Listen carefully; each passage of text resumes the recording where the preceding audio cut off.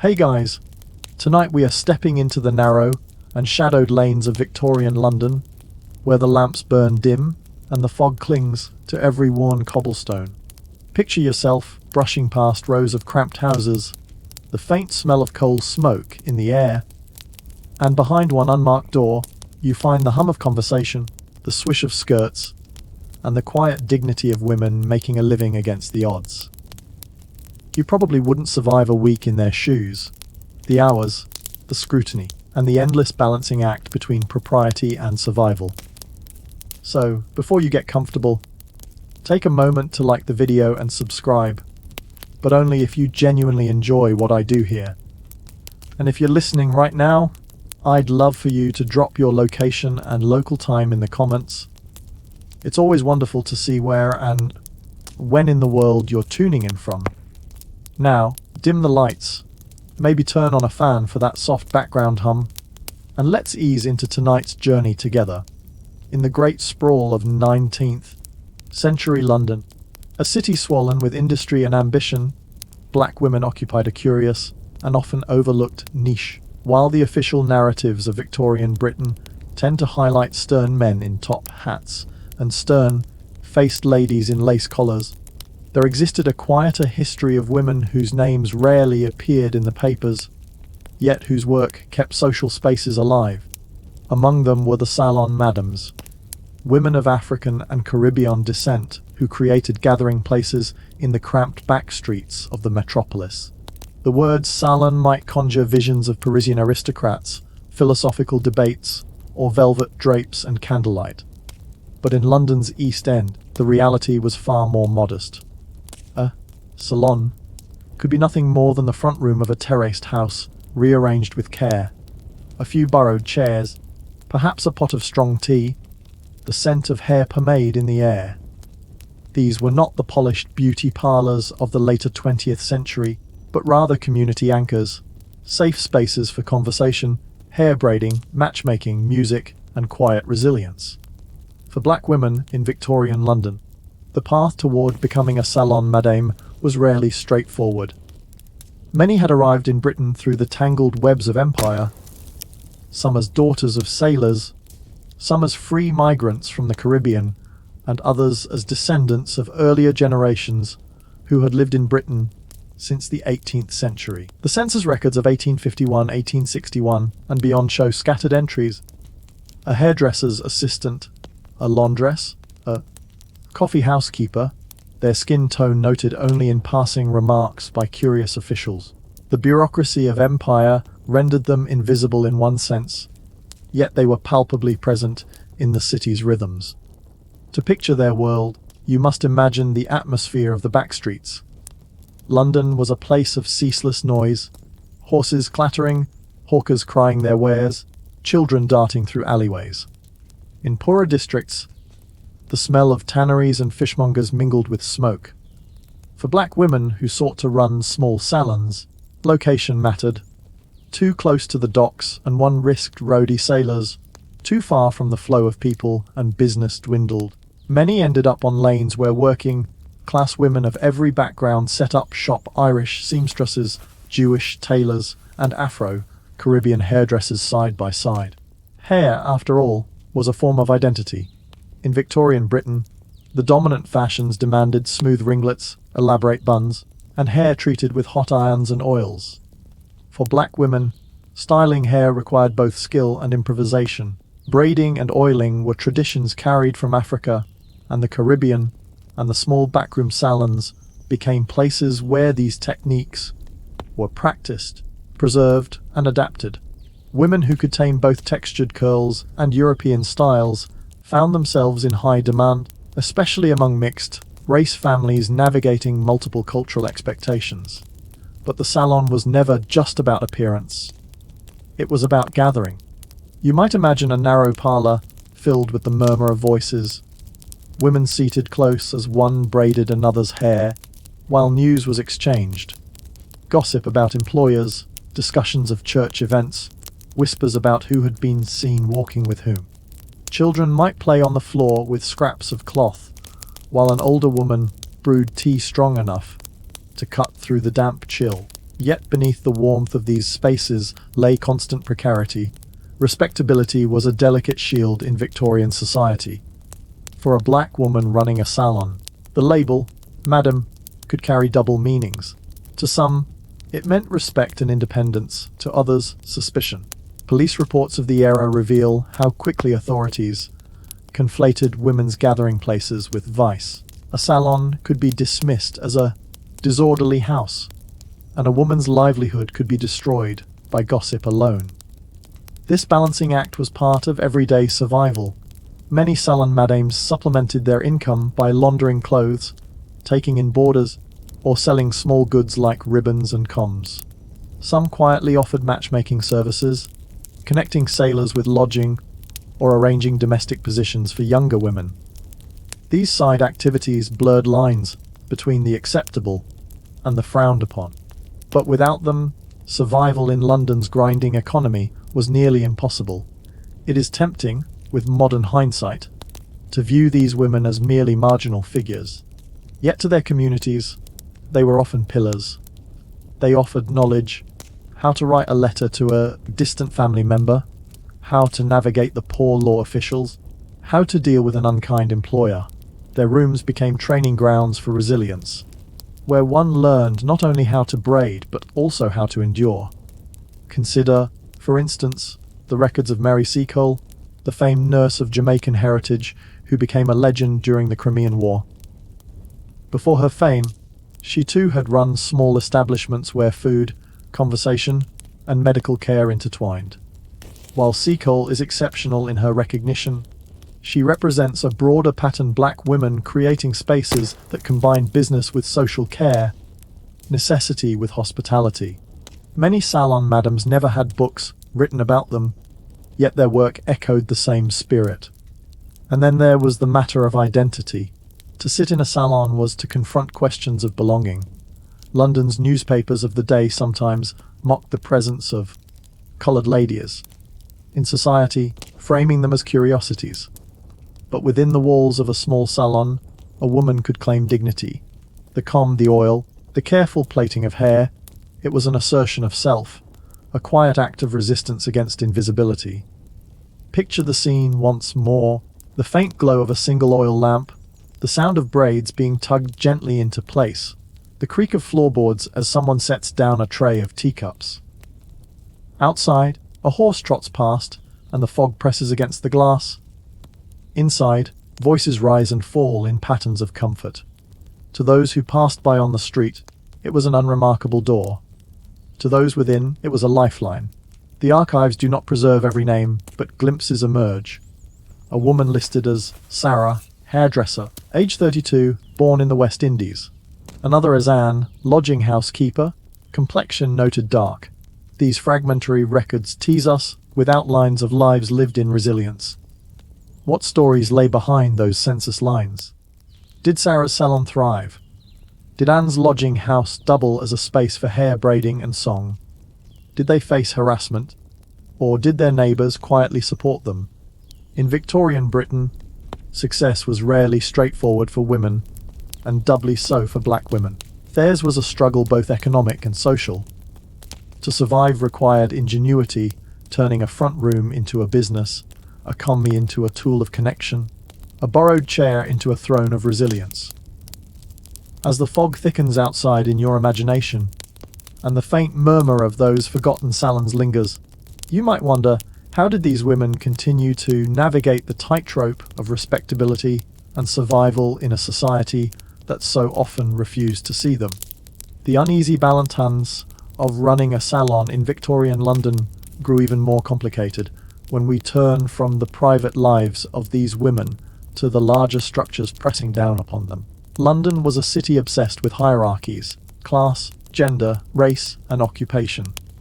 For a black salon madame, every small decision was weighed by outsiders. The way she spoke, the clothes she wore, even the type of chairs she offered her customers. Respectability was a fragile currency, and it could be lost in an instant. If you imagine yourself walking into one of these rooms in the 1860s, you would not find grandeur, but rather careful attention to appearances. A crocheted cloth might cover a table, A cheap print of Queen Victoria, cut from a newspaper, could hang on the wall as a nod to loyalty. A shelf might display a few books or a Bible to signal moral uprightness. These small touches were not accidental. They were shields, messages to any visitor that this was a respectable space, no matter what rumours said. But rumours, of course, swirled regardless. Victorian Britain had a curious obsession with the idea of fallen women. Brothels and disorderly houses were hot topics for moral reformers, and the line between a salon run by a black woman and a house of ill repute was, in the minds of authorities, thin. It took little more than the complaint of a neighbour or the suspicion of a policeman for a woman's livelihood to be at risk. In police reports, terms like improper gatherings or disreputable house surface again and again, usually describing spaces where marginalized people simply tried to exist. Against this backdrop, the salon madams had to be skilled diplomats. They needed to know when to keep quiet, when to display deference, and when to insist on their rights. A landlady might frown upon gatherings. The local vicar might glance suspiciously at the comings and goings.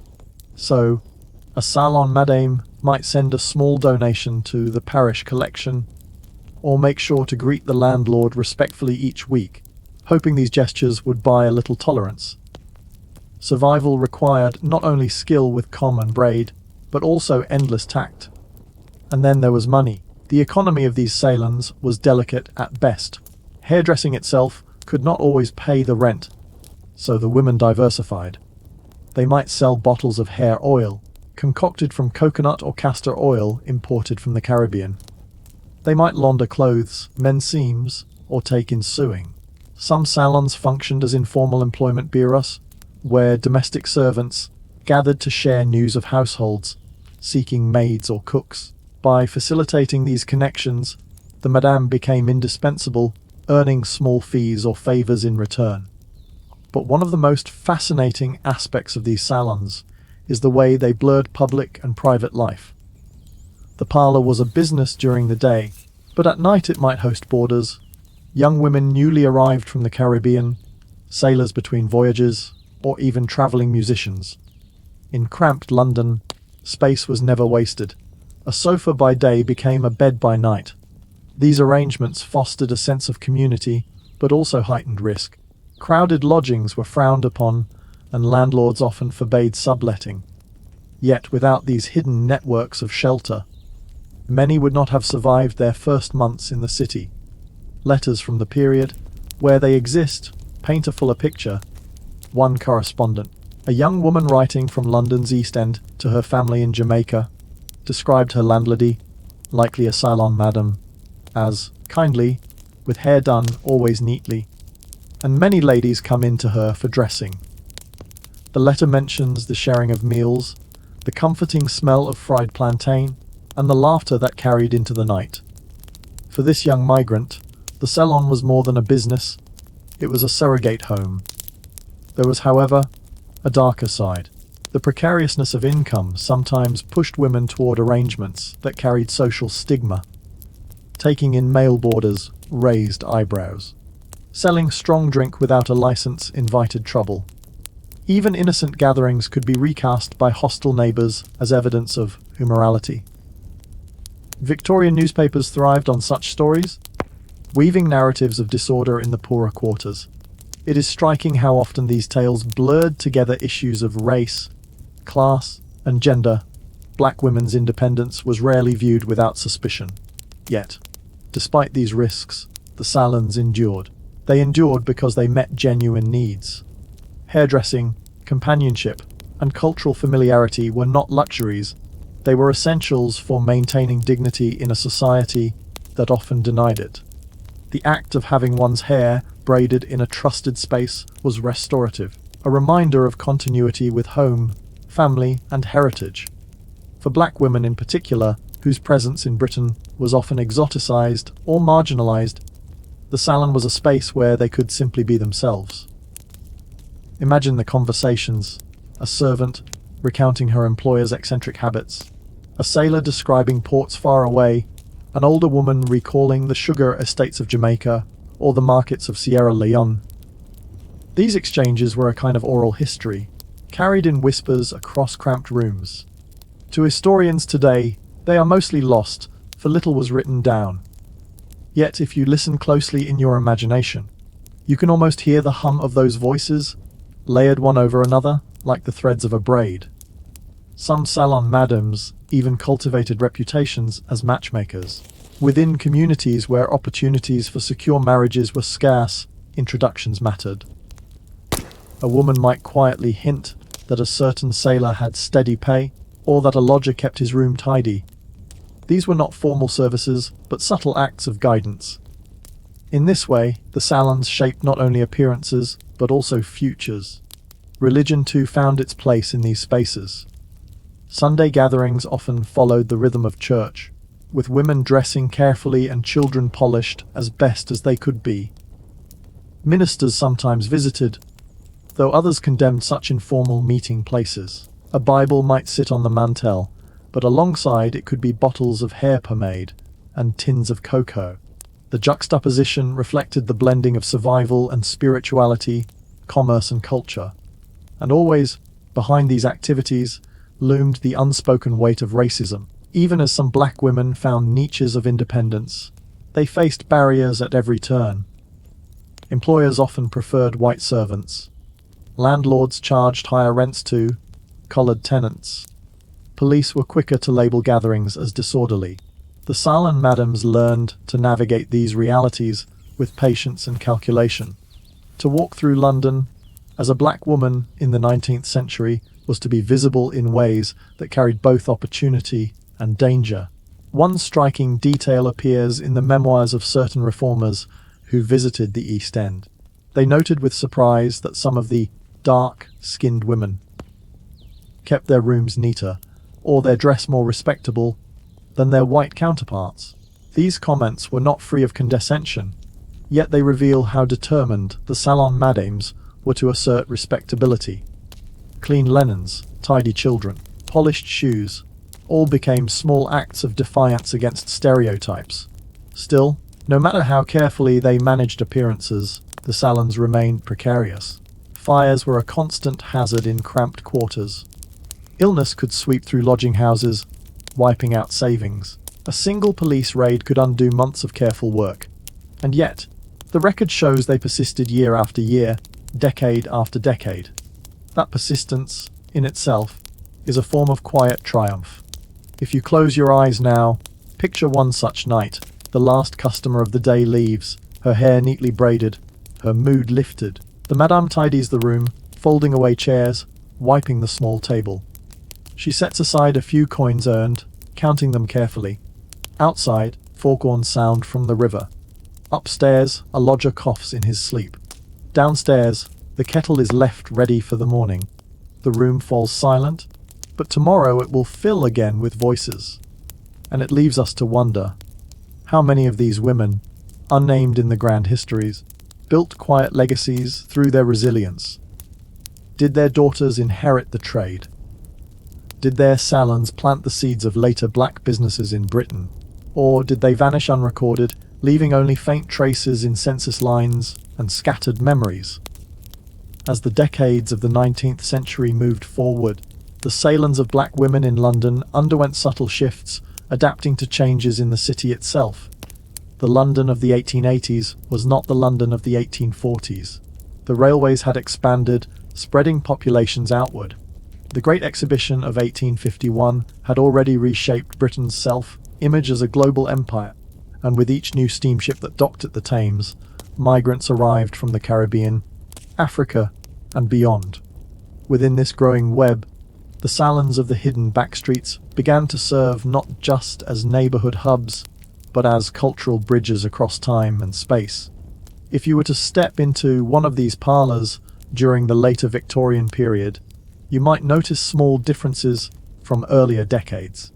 The furniture was still second-hand, often bought from pawnbrokers, but sometimes a gilt-edged mirror appeared on the wall.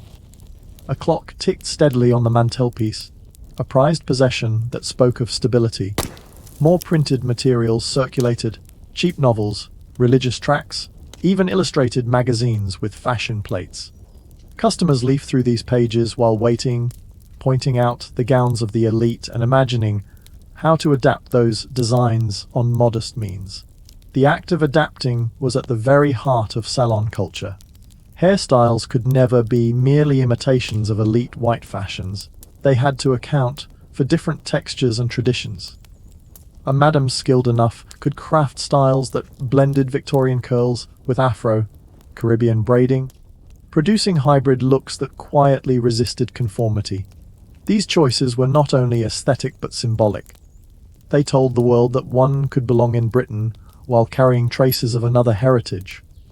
Hair became a language, and the salon a dictionary of styles, each braid or curl a phrase of cultural negotiation. For the younger generation, born in Britain to parents who had arrived decades earlier, these salons were places of education. Older women passed on fragments of memory, the songs of their youth, recipes for hair oil, stories of islands across the ocean. At the same time, they taught practical lessons about navigating London, how to bargain with a pawnbroker, how to keep a household ledger, how to avoid the traps of debt collectors. These were the dull but necessary skills of survival, and in the salon they were handed down as naturally as a mother teaching a daughter to comb her hair.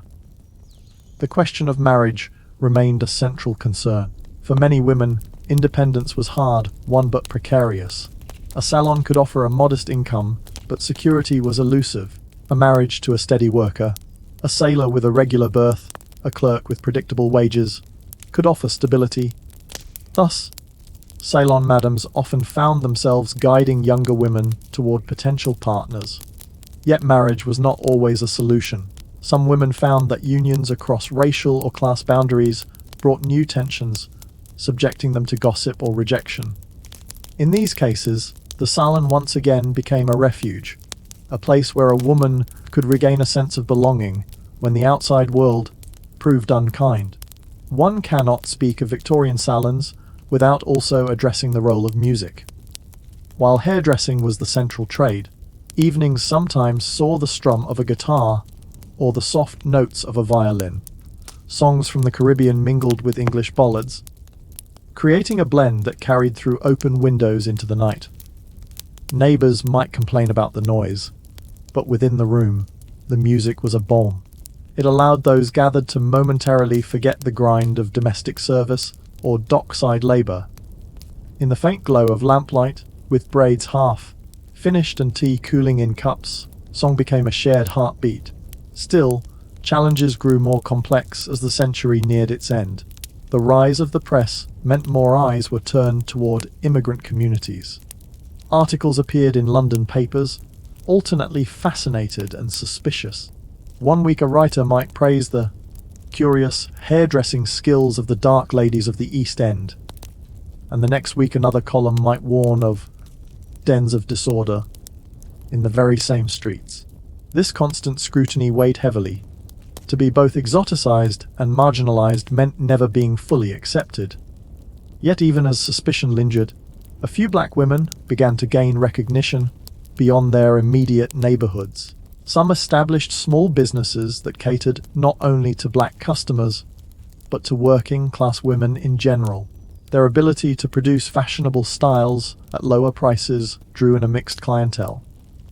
In this way, the salons became subtle points of integration, where women of different backgrounds sat side by side, chatting while their hair was arranged. These interactions did not erase prejudice, but they created small moments of familiarity that softened boundaries. Another factor reshaping these salons was migration itself. The arrival of students from West Africa and the Caribbean, particularly men seeking education in London, added new dynamics. Some of these students found lodging in houses run by black women, bringing fresh perspectives and ambitions. Their presence sparked conversations about politics, colonial reform, and education. In the corner of a hair salon, between a comb and a kettle, discussions might arise about the future of the colonies, the possibility of independence, or the need for racial equality. Thus, these modest rooms carried conversations that foreshadowed larger movements of the 20th century. The children of Salon madames often faced choices their mothers could not have imagined. With basic education expanding in the later Victorian period, some children attended school regularly, learning to read and write with fluency. A daughter might leave the salon trade behind entirely, seeking work as a typist or teacher. A son might enter the merchant navy or pursue clerical work. These generational shifts meant that, while the salons remained important, they were no longer the only option for survival. They became stepping stones, launching paths for futures slightly less constrained. Still, the legacy of the salons lingered.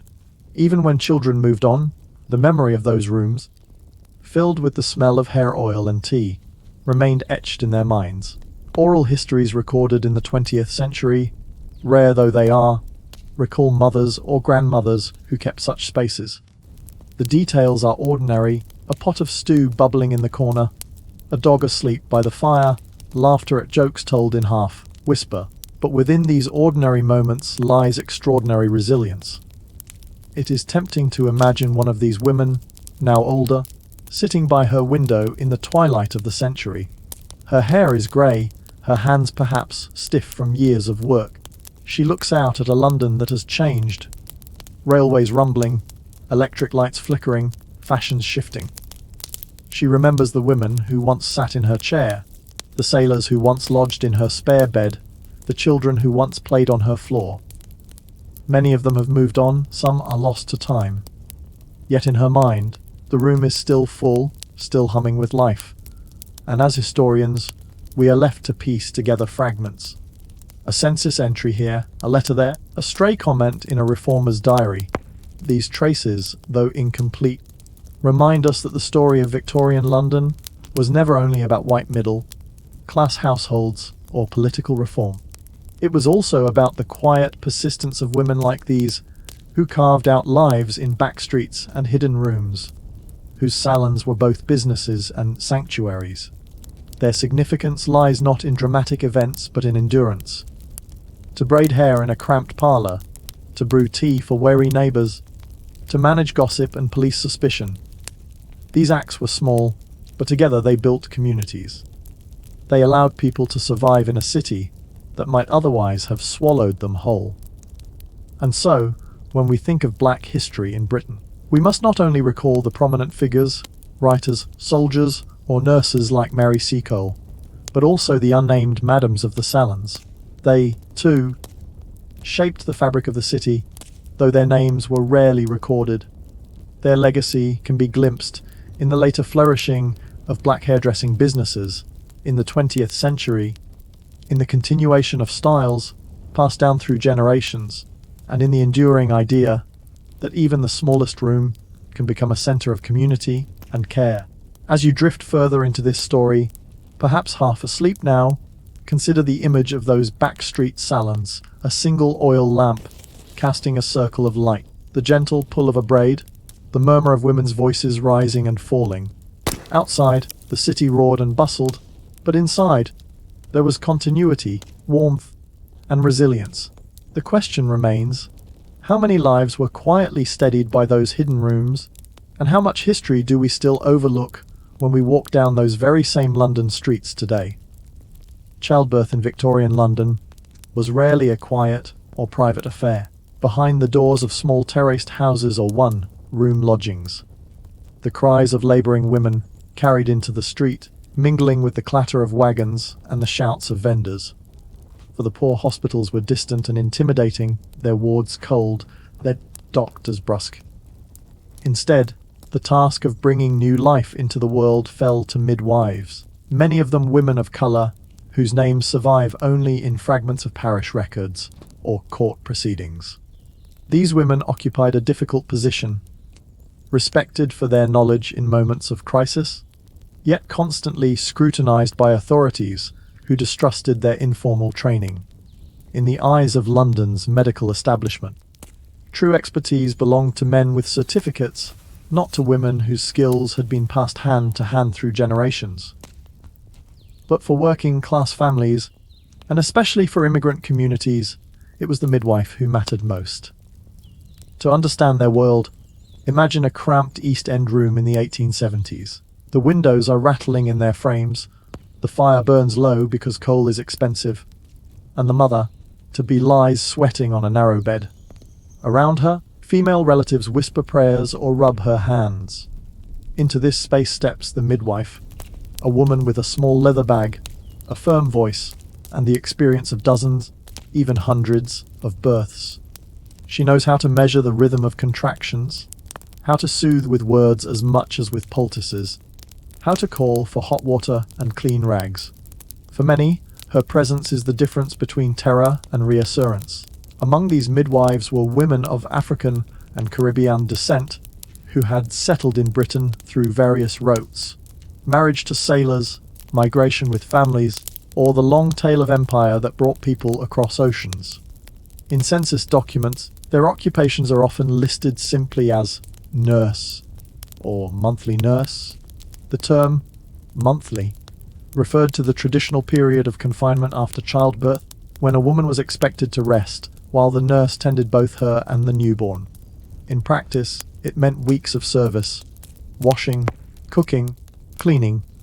Alongside the demands of midwifery, the skills of these women were often grounded in traditions carried from their homelands. Herbal remedies, massage techniques, and birthing positions that differed from British norms shaped their practices. Families trusted them not only because they were available and affordable, but because their care felt personal.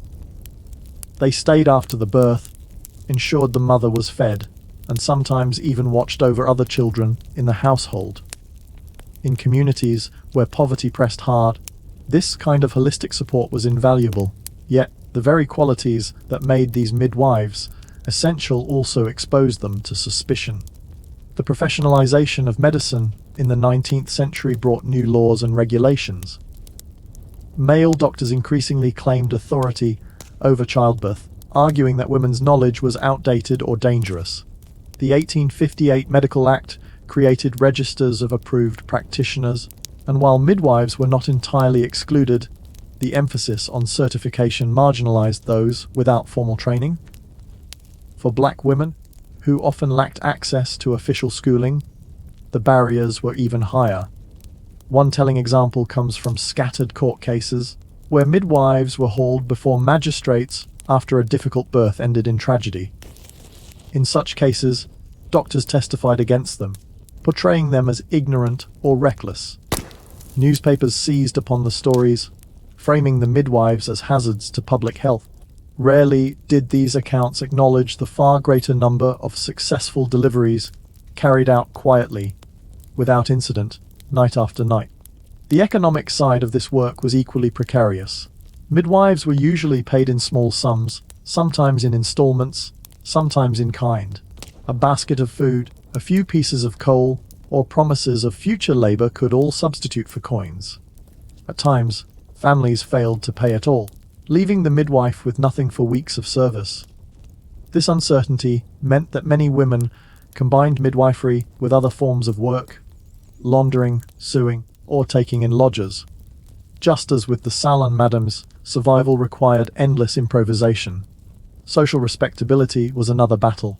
To be a midwife was to deal with matters Victorian society preferred not to discuss openly: women's bodies, sexuality, and the messy realities of childbirth. That these midwives were also black added another layer of scrutiny. Reformers often spoke of improving the morals and health of the poor, and midwives became targets of their interventions. Charity societies sometimes offered to train them in proper methods, which often meant overriding their existing knowledge with a narrow set of approved techniques. Compliance might bring a measure of protection, but it also risked erasing traditions that had sustained communities for generations. Still, many women resisted quietly, adapting without surrendering. They learned to present themselves in ways that reassured outsiders, dressing in modest black gowns, carrying Bibles, and using medical terminology borrowed from doctors' pamphlets. At the same time, they continued to rely on older practices when circumstances demanded it: herbal teas for easing labor, warm compresses for after pains, whispered prayers to steady nerves. The blending of old and new was a hallmark of their resilience. The stories of their lives ripple outward. A midwife might assist at the birth of dozens of children within the same parish, becoming a familiar figure across generations. Families turn to her again and again, not just for skill but for the comfort of continuity. Her presence linked the life of the community together, even as officials dismissed her as marginal. And so, when we try to reconstruct their world, we must ask, how did these midwives sustain themselves under the double pressure of poverty and prejudice? What strategies did they use to maintain respect in a society determined to doubt them? And how much of their knowledge was quietly passed on to future generations, even as official medicine sought to silence them? The midwives of Victorian London carried not only the physical burden of their work, but also the emotional weight of lives, balanced on the edge of survival. Childbirth was never guaranteed to end happily, and each time they entered a room, these women knew that joy and sorrow might intertwine within hours. Their reputations depended on outcomes that were often beyond their control. Infection, malnutrition, and sheer exhaustion haunted every delivery. Still, families called them back, again and again, because they trusted their steadiness in the face of uncertainty. A typical day for such a midwife rarely followed a tidy schedule. She might begin the morning scrubbing clothes in a wash tub, then be summoned at midday by a frantic messenger. "She's taken pains. Come quick," gathering her bag, often a simple bundle containing scissors, cloths, a vial of oil, and perhaps a small bottle of laudanum, if she could afford it. She would hurry through crowded streets. Her arrival might be greeted with relief or anxiety, depending on whether neighbors viewed her as a healer or an interloper. The setting of a birth was usually far from ideal. In poor households, beds sagged with broken springs, sheets were rarely fresh, and space was cramped. Sometimes the midwife delivered babies on kitchen tables or pallets laid on the floor. She worked with what she had, improvising with boiled water if it could be spared, clean rags if they were available, or merely the force of her experience if supplies ran thin. In such moments, skill was measured not by instruments but by calm hands and steady words.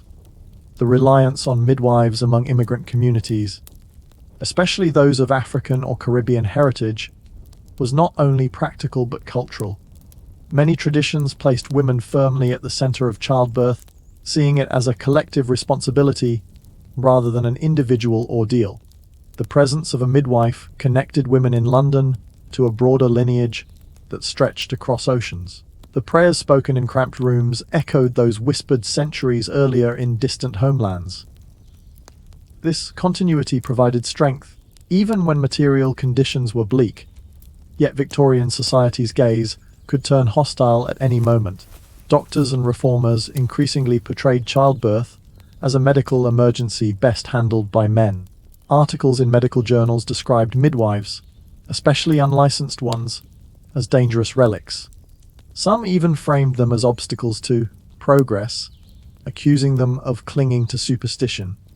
These criticisms fell especially heavily on black midwives, whose knowledge was too easily dismissed as exotic or primitive. The irony, of course, was that doctors themselves often failed to prevent tragedy. Hospitals were plagued by puerperal fever, spread by physicians who moved from one patient to another without washing their hands. Midwives, who usually handled only one delivery at a time, sometimes had lower rates of infection. But statistics rarely favored them in the eyes of those with authority. A single failed delivery could tarnish a reputation, while doctors were shielded by institutional prestige. How, then, did black midwives protect themselves against these accusations? One strategy was community defense. Families who valued their services spoke up on their behalf, insisting on their competence when questioned by authorities. Church networks sometimes rallied around them, vouching for their moral character. These bonds acted as shields, though never impenetrable ones. A determined official could still dismantle a livelihood with a few strokes of a pen. Economically, midwifery remained unstable. Payment in installments meant constant negotiation. A family might press coins into the midwife's hand immediately after the birth, but more often she had to wait. Weeks could pass, and when she returned to collect her due, she was sometimes met with excuses. The husband had lost work, the rent had come due, there was nothing left. In such cases, midwives often accepted partial payment in goods, bread, scraps of meat, or clothing for their children. These arrangements reflected both generosity and exploitation, binding the midwife into the same cycle of scarcity as her clients. Yet, there were moments of dignity in this exchange. A christening might follow soon after the birth, and the midwife was often invited, honored with food and drink for her role in the child's safe arrival. Such gestures reaffirmed her place within the community, reminding her that her labor was valued even when coins were scarce. Training, when available, was informal and practical. Younger women learned by assisting older midwives, fetching water, holding lamps, or comforting mothers. In this way, knowledge passed quietly from generation to generation, without certificates or lectures. It was an embodied education, written into hands and memory. The state could not easily regulate such knowledge, and perhaps that was what made it so threatening to officials. Despite suspicion, midwives sometimes interacted with doctors, especially when complications arose. These encounters were fraught.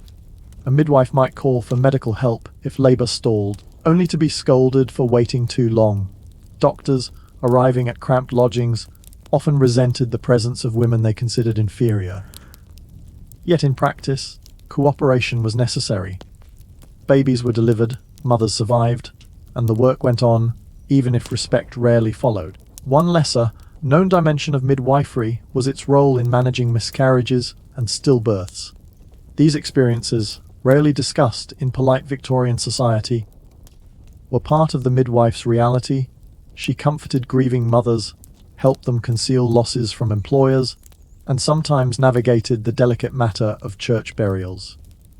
In doing so, she shouldered burdens of sorrow that left deep marks on her own life.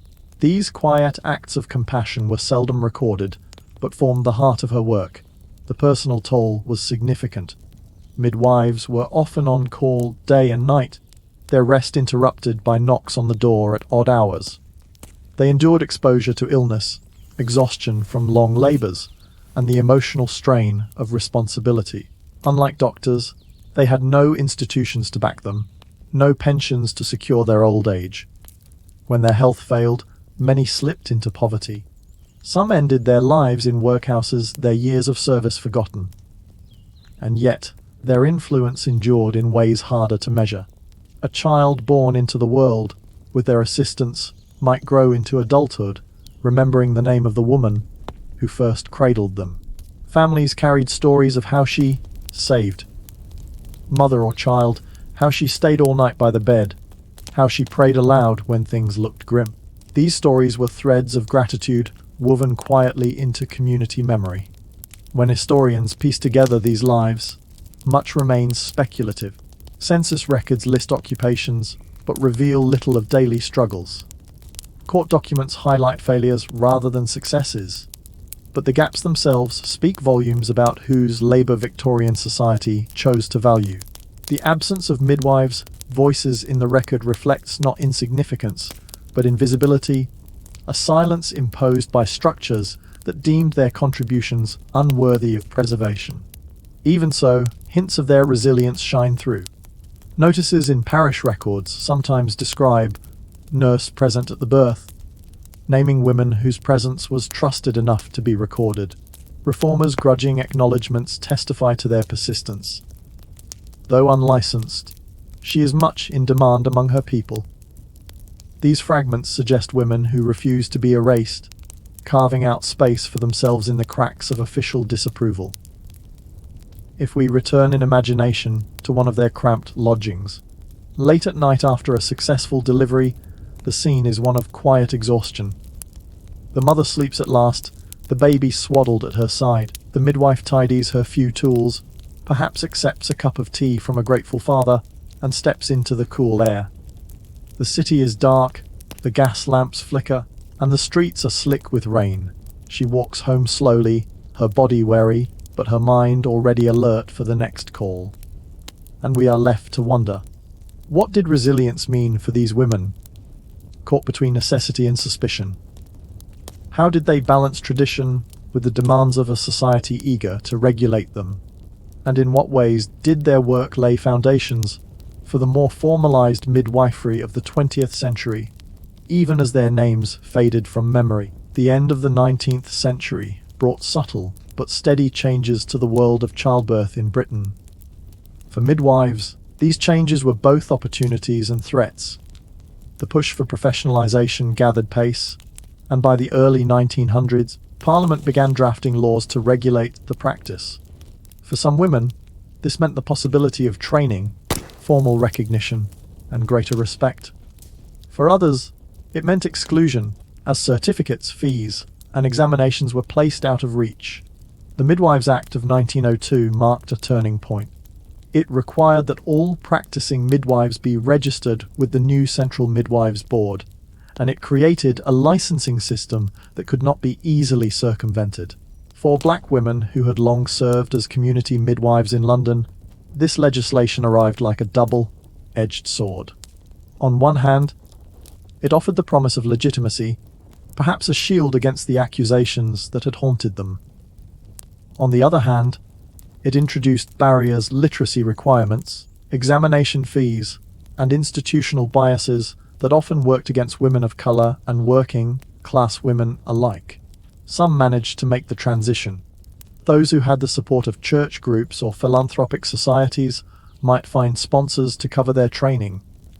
A few became pioneers, blending their traditional knowledge with the formalized practices demanded by the state. Yet many others, unable to meet the new requirements, simply slipped out of the profession. Their work continued unofficially, in whispered arrangements and quiet visits, but without the protection of law. Their vulnerability deepened. The regulation of midwifery reflected wider Victorian attitudes toward women's labor. Domestic service, nursing, teaching, these were permitted roles, but they were always defined within boundaries drawn by men in authority. When women claimed expertise outside those boundaries, whether through lived experience or community trust, the state often moved to curtail them. Midwives stood at this intersection, embodying both the empowerment and the precariousness of women's work in the 19th century. For black midwives in particular, their place in the record remained fragile. Census documents might list them merely as nurse, erasing the specificity of their role. Newspapers mentioned them only when scandal arose, not when success filled the room with relief. The silence surrounding their names is not an accident of history, but a reflection of how society valued certain forms of knowledge over others. And yet, there is a quiet power in recognizing what this silence conceals. Each unnamed midwife reminds us of the many women who worked beyond the gaze of the state, sustaining lives in modest rooms and narrow alleyways. Their tools were simple, but their skill was honed by repetition, patience, and a deep familiarity with the rhythms of birth. They may not have left behind textbooks or memoirs, but they shaped generations, one delivery at a time. The legacy of these women can also be traced in the persistence of community-based care well into the 20th century. Even as hospitals expanded and medical authority grew, many families continued to seek midwives they trusted. These choices reflected more than habit. They reflected a belief that childbirth was not merely a medical event, but a social and spiritual one. Midwives offered presence as well as expertise, reassurance as well as technique. That dual role could not be easily replaced by sterile wards or professional detachment. The resilience of these women deserves emphasis. They worked against a backdrop of poverty, racism, and suspicion, yet they continued to carve out space for themselves and their communities. Their endurance testifies to a broader pattern. In Victorian Britain, the ways marginalized people navigated structures designed to exclude them, finding cracks in which to survive and, sometimes, to thrive. If we imagine one such midwife in her later years, her story might unfold quietly. She may have withdrawn from active practice as her health declined, but neighbors still visited her for advice. Young women preparing for childbirth might sit in her kitchen, listening as she described what to expect. Her words, though unrecorded, carried weight. Perhaps she had a shelf of worn Bibles and herbal notes, scribbled on scraps of paper, a small archive of knowledge that would never find its way into official libraries. Her funeral, when it came, would likely be modest. A few families whose children she had delivered might gather, speaking in hushed tones about her steady hands and her calm presence. No monument would mark her grave, no biography would follow, yet the impact of her work lived on, woven into the lives of those who survived. Because she had been there, the story of Black Victorian midwives is, in many ways, the story of invisible labor. It is the story of women who stood between danger and survival, who absorbed the anxieties of childbirth without expectation of fame. It is also the story of resistance to erasure, to exclusion, to the narrowing of women's roles under the banner of progress. Their resilience lay not in public acclaim, but in the private courage of showing up, time after time, to do the work that needed to be done. Looking back now, through fragments of records and scattered references, we are reminded of how much history has been shaped by people whose names are lost. To study them is to practice humility, to acknowledge the limits of what archives can hold, but it is also to practice imagination, to reconstruct, carefully and respectfully, the outlines of lives lived in service to others. And so, as the narrative of Victorian Britain unfolds with its grand stories of empire, industry, and reform, we must also pause to notice the quieter histories. In the shadowed rooms of working-class neighborhoods, in the cramped kitchens where women labored over both meals and births, in the narrow alleys where communities made space for one another, that we find the traces of these midwives. Their work may not have reshaped nations, but it sustained them. Their hands may not have written laws, but they brought forth the lives who would live under those laws.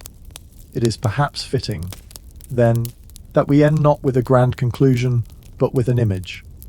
Imagine a candlelit room, late at night in Victorian London. A baby's first cry pierces the stillness. The mother exhales, exhausted but alive. A midwife, wary yet steady, ties off the cord, cleans the child, and whispers a blessing. Outside, the city continues with its noise and bustle, oblivious to the quiet miracle unfolding within.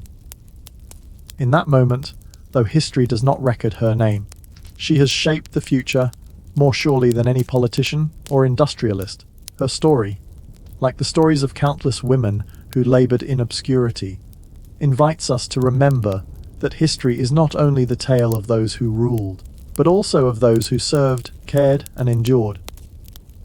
To honor the black midwives of Victorian Britain is to honor the resilience of women whose strength was measured not in titles or monuments, but in the lives they carried safely into the world. The boarding house was one of the most ordinary, and yet quietly essential, institutions of Victorian life. It was neither a grand hotel nor a humble tenement. Instead, it was a middle ground, a space where people passing through the city might find a bed, a meal, and a touch of stability. In a city like London, where the population grew at a staggering rate throughout the 19th century, boarding houses became part of the urban fabric. They housed clerks, sailors, widows, artisans, and immigrants. People whose lives rarely entered history books, but who together made up the heartbeat of the metropolis. Among the many who managed these establishments were black women, often overlooked in accounts of Victorian society. To run a boarding house was to balance an array of duties, the economy of rooms, the delicate management of boarders' tempers, the purchase of food, and the endless cycle of cleaning, mending, and cooking.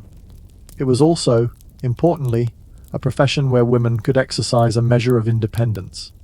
Unlike domestic service, which placed women directly under an employer, running a boarding house allowed them to act as proprietors in their own right.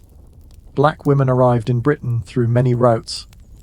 Some descended from sailors who had settled in port towns, others from formerly enslaved people who found passage during or after the abolition era, still others through colonial connections in Africa or the Caribbean.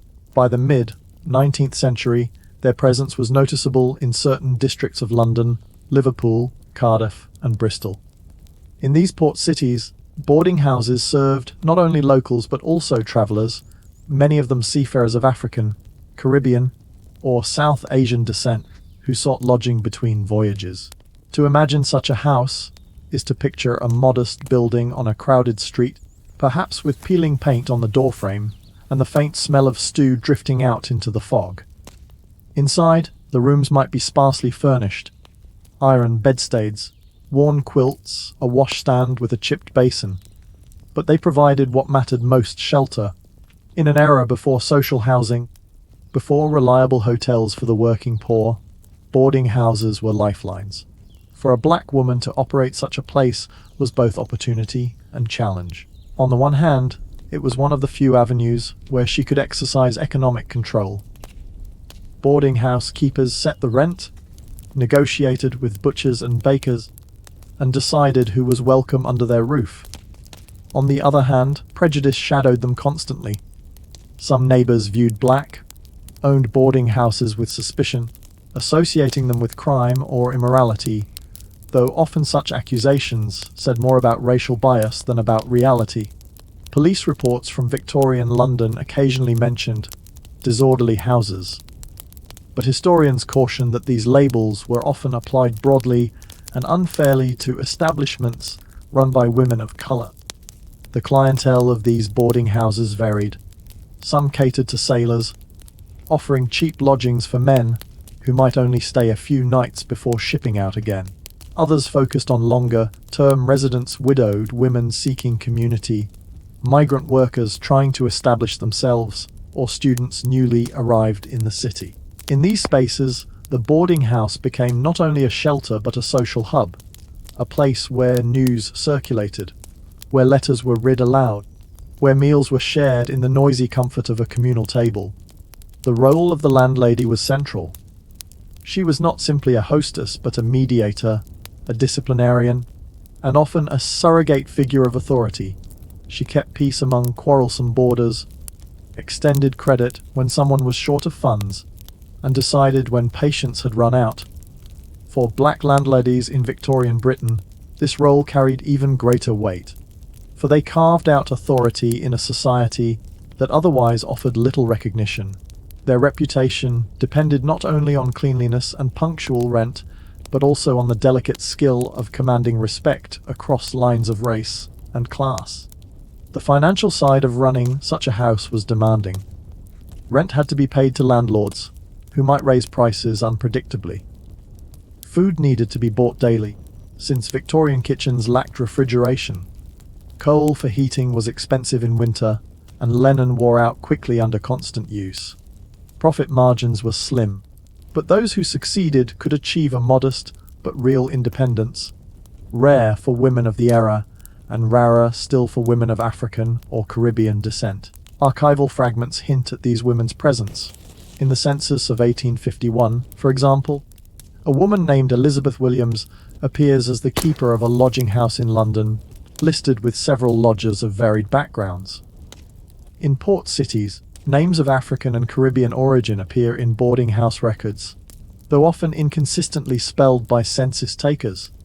Newspapers, too, occasionally noted these establishments, though usually only when trouble occurred, a theft, a quarrel, or an arrest. Yet behind these scattered mentions lies a quieter truth, that many women kept their houses successfully, year after year, without attracting sensational headlines. Boarding houses also served as cultural crossroads. In a single evening, one might hear accents from Jamaica, Wales, India, and the Scottish Highlands mingling around a dinner table. Music carried from one room to another, and smells of spiced stews mingled with the plainer fare of boiled beef and potatoes.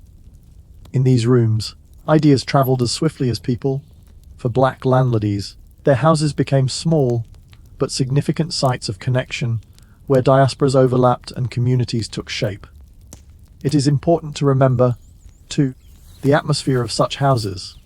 They were not quiet places of refinement, but lively, sometimes chaotic, environments. A sailor might sing late into the night. A baby might cry in the next room. Boarders might quarrel over unpaid debts. The landlady moved through it all, balancing cheer with firmness, finding ways to keep harmony while ensuring the rent came due. In the mornings, she rose early to prepare tea and bread, to sweep the common rooms, and to remind her lodgers of the day's expectations.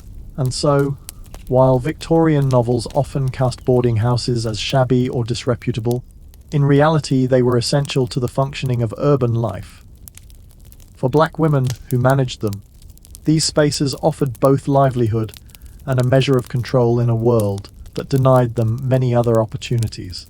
Their stories remind us that the history of Victorian Britain is not only the history of parlours and palaces, but also of backstreets and rented rooms, of modest houses where resilience was lived out daily. Running a boarding house might sound like a steady occupation, but in practice it was a constant struggle, and for black women in Victorian Britain it was even more so. Their days were filled not only with the endless cycle of chores, but also with the invisible weight of prejudice and suspicion that followed them in nearly every transaction. To understand the difficulty of their work, one must imagine not only the rooms and boarders, but the world beyond the front door, where neighbours, landlords, and city officials often regarded them through a lens of mistrust. The most pressing struggle was financial. Boarding houses were precarious businesses. The rent on the building had to be paid each week or month without fail, no matter if the rooms were filled or empty. Food prices fluctuated with the seasons. Bread and potatoes were usually affordable, but meat or milk could rise suddenly in cost, leaving the household budget unbalanced. Coal was another burden. In the winter months, when London fogs and damp air pressed into every corner of the house, boarders expected warmth. To keep even a single fire lit was costly. To heat multiple rooms was nearly impossible. Landladies often compromised, saving coal for the common dining room and asking lodgers to bring their own extra blankets.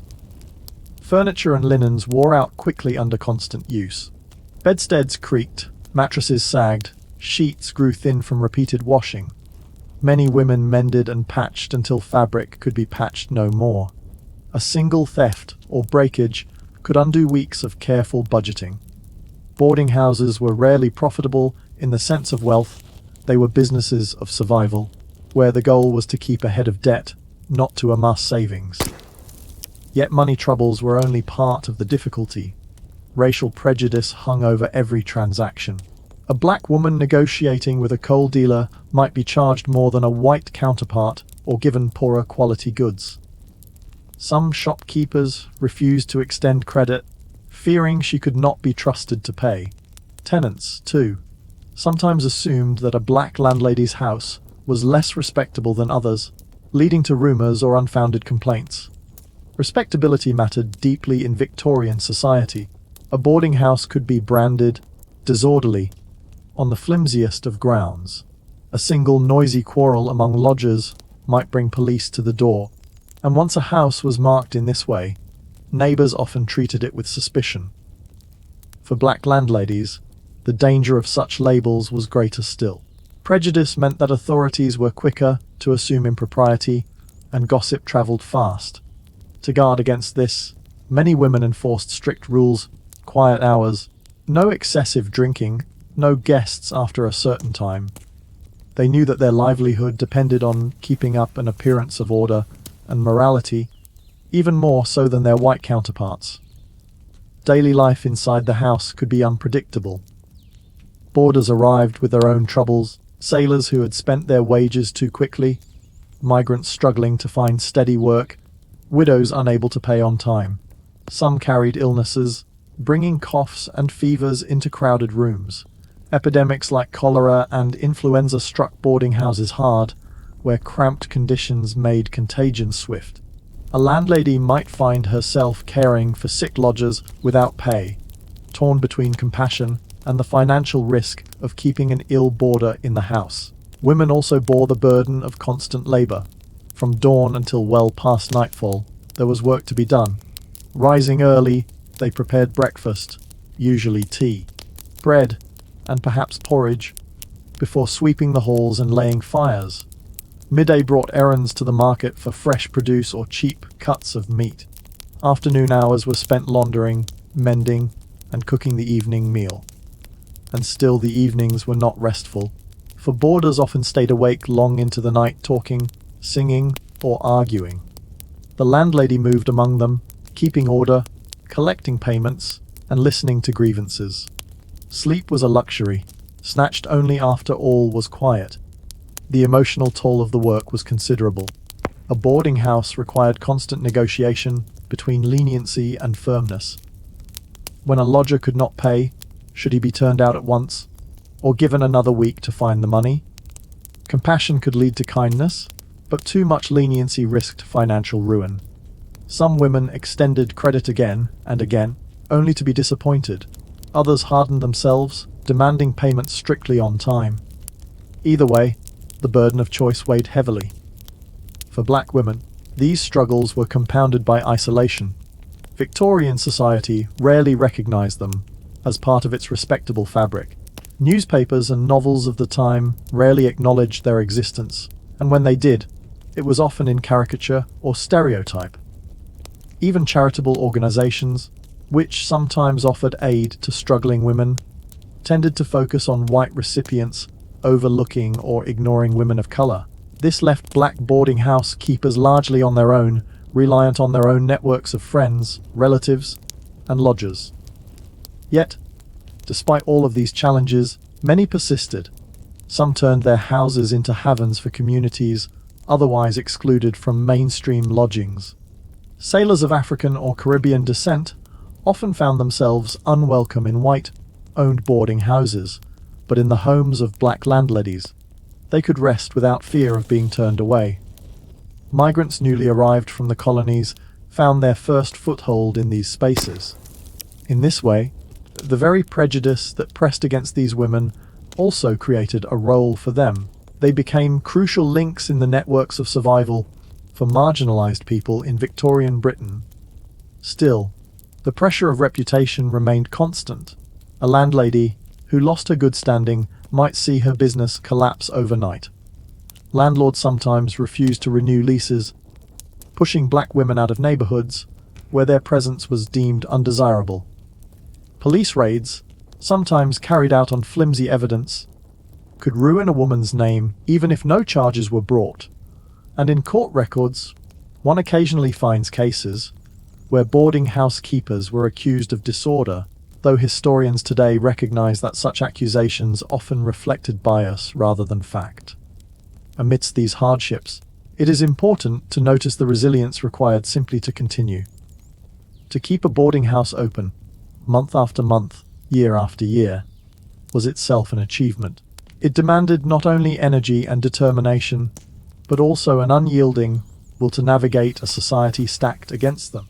Though these women rarely appear in grand histories, their perseverance tells us much about the quieter forms of survival and dignity in Victorian Britain. Their stories remind us that history is not only about those who ruled or invented, but also about those who kept homes running, who made beds, stirred pots, and managed the complex web of human lives under one roof. The struggle of black Victorian boarding house owners was in many ways the struggle of ordinary survival in extraordinary circumstances. Yet in that struggle lay a form of strength, the ability to carve out a livelihood, however modest, against the grain of prejudice and neglect.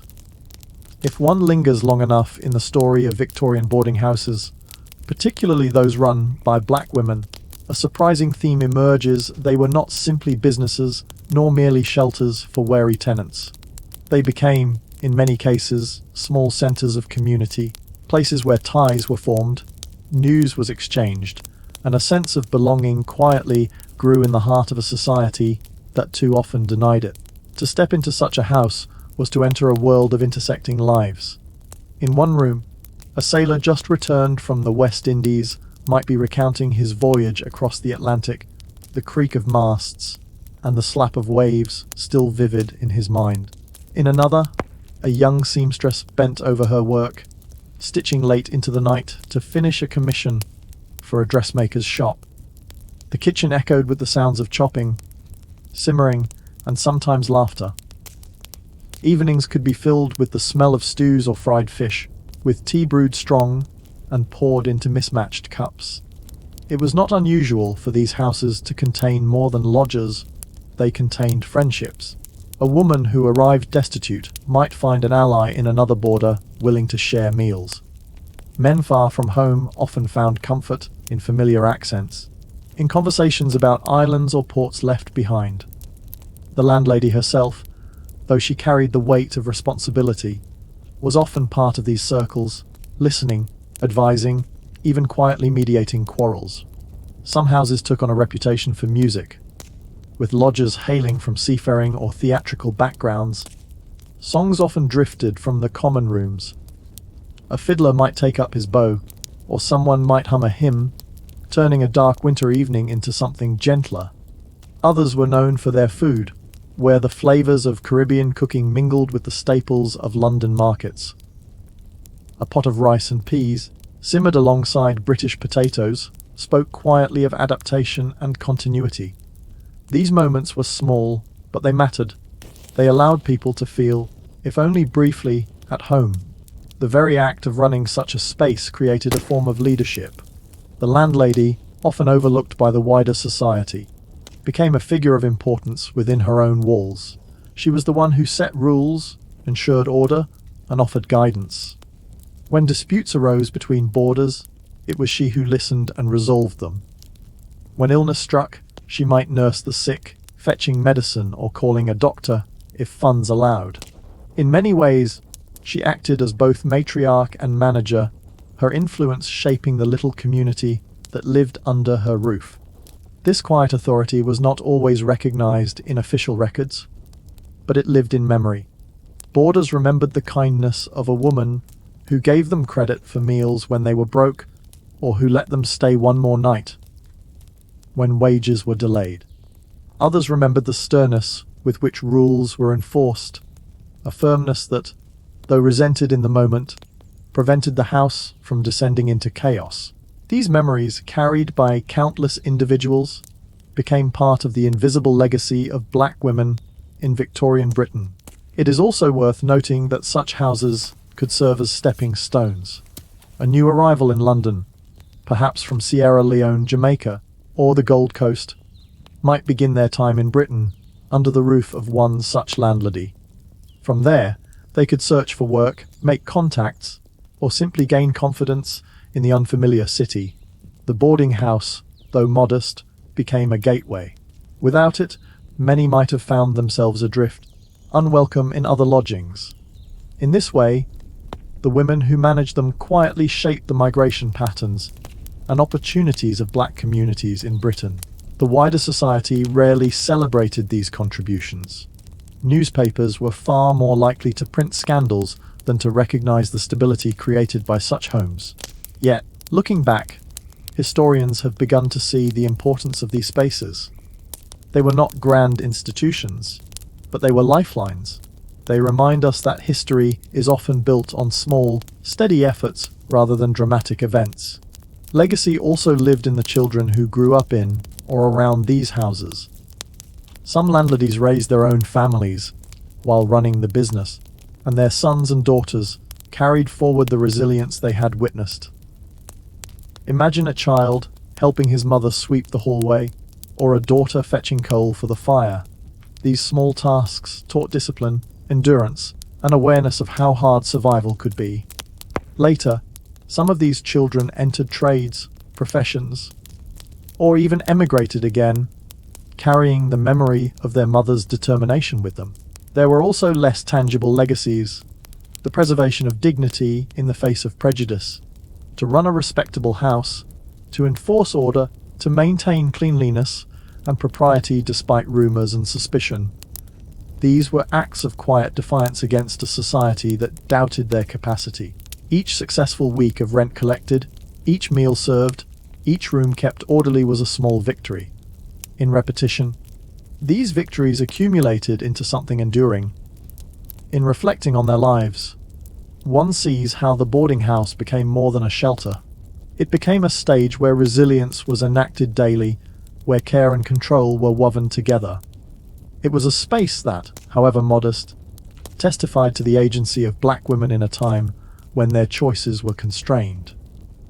And so, though their names may not appear in gilded volumes or marble plaques, their legacy lingers. It lingers in the very fact that communities survived and grew. It lingers in the way countless individuals, finding a place to rest their heads, went on to live fuller lives. It lingers in the recognition, slowly dawning in our own time, that history is incomplete without them. There is something deeply soothing in this realization. History need not always be about battles and empires. Sometimes it is about the slow persistence of ordinary people doing difficult work. It is about the soft clatter of dishes being washed, the shuffle of boots on a hallway floor, the murmur of voices behind closed doors. It is about the warmth of a fire tended carefully with too little coal, and the determination of a woman who refused to let it go out.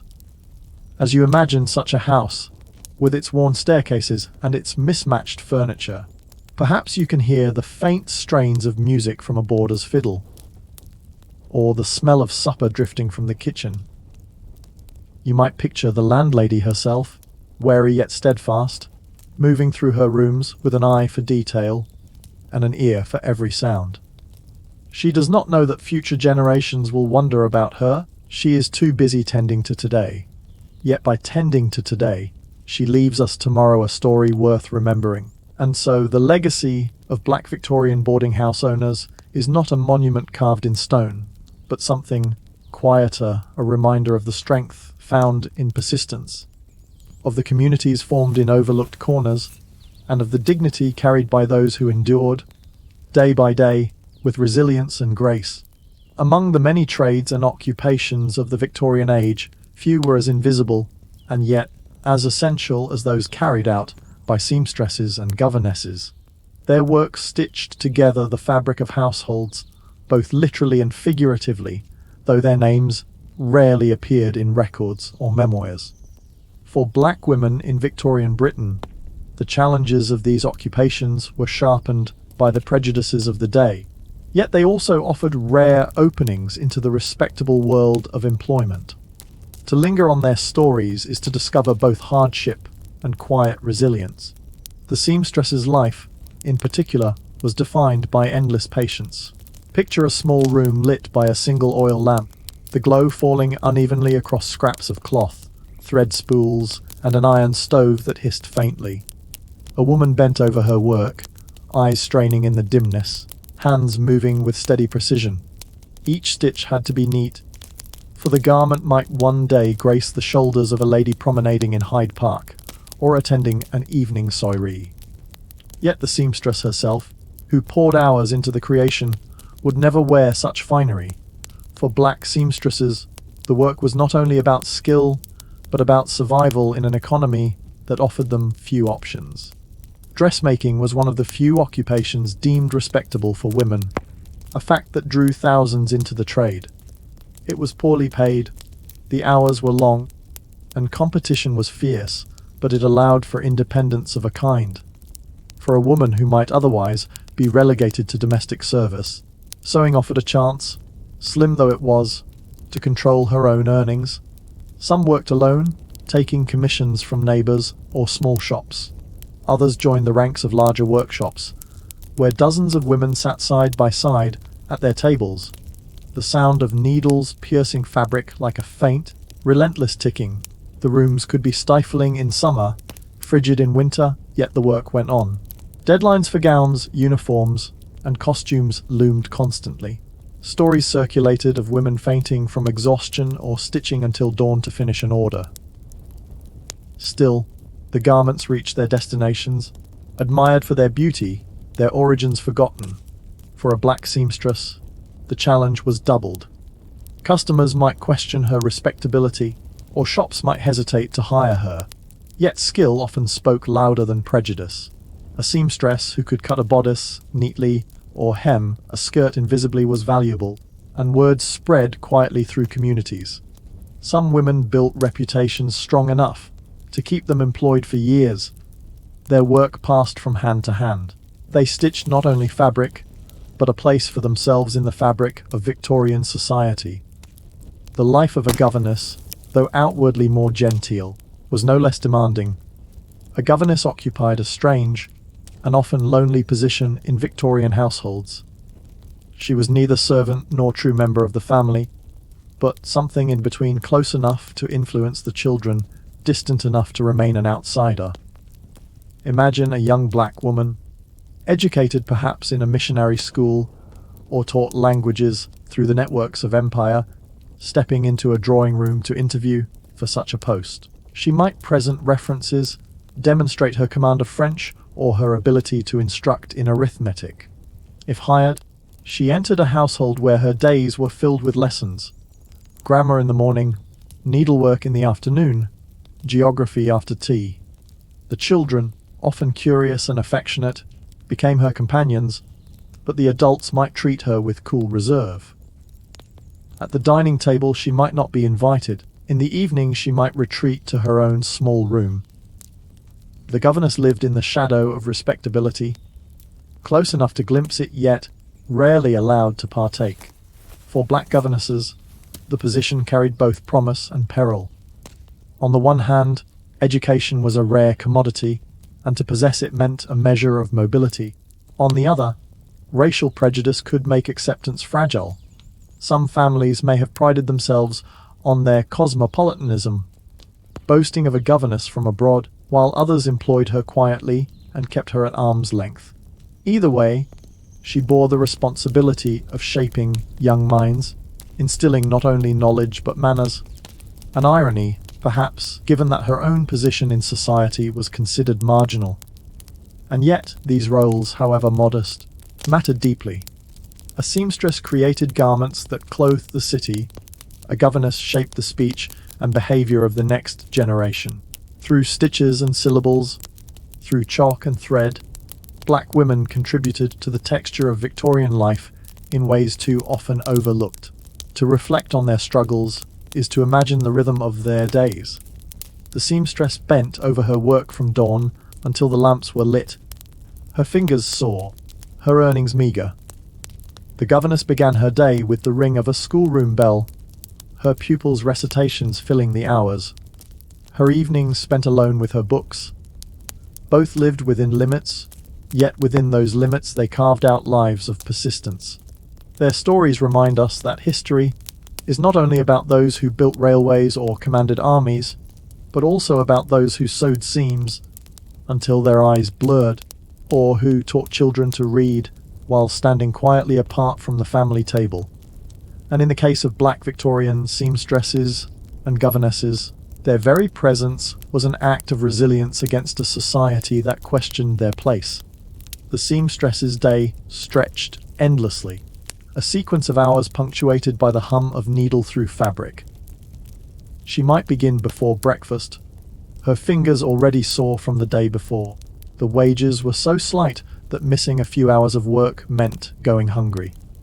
Many seamstresses in London were paid by the piece, earning only pennies for hemming handkerchiefs or stitching shirts.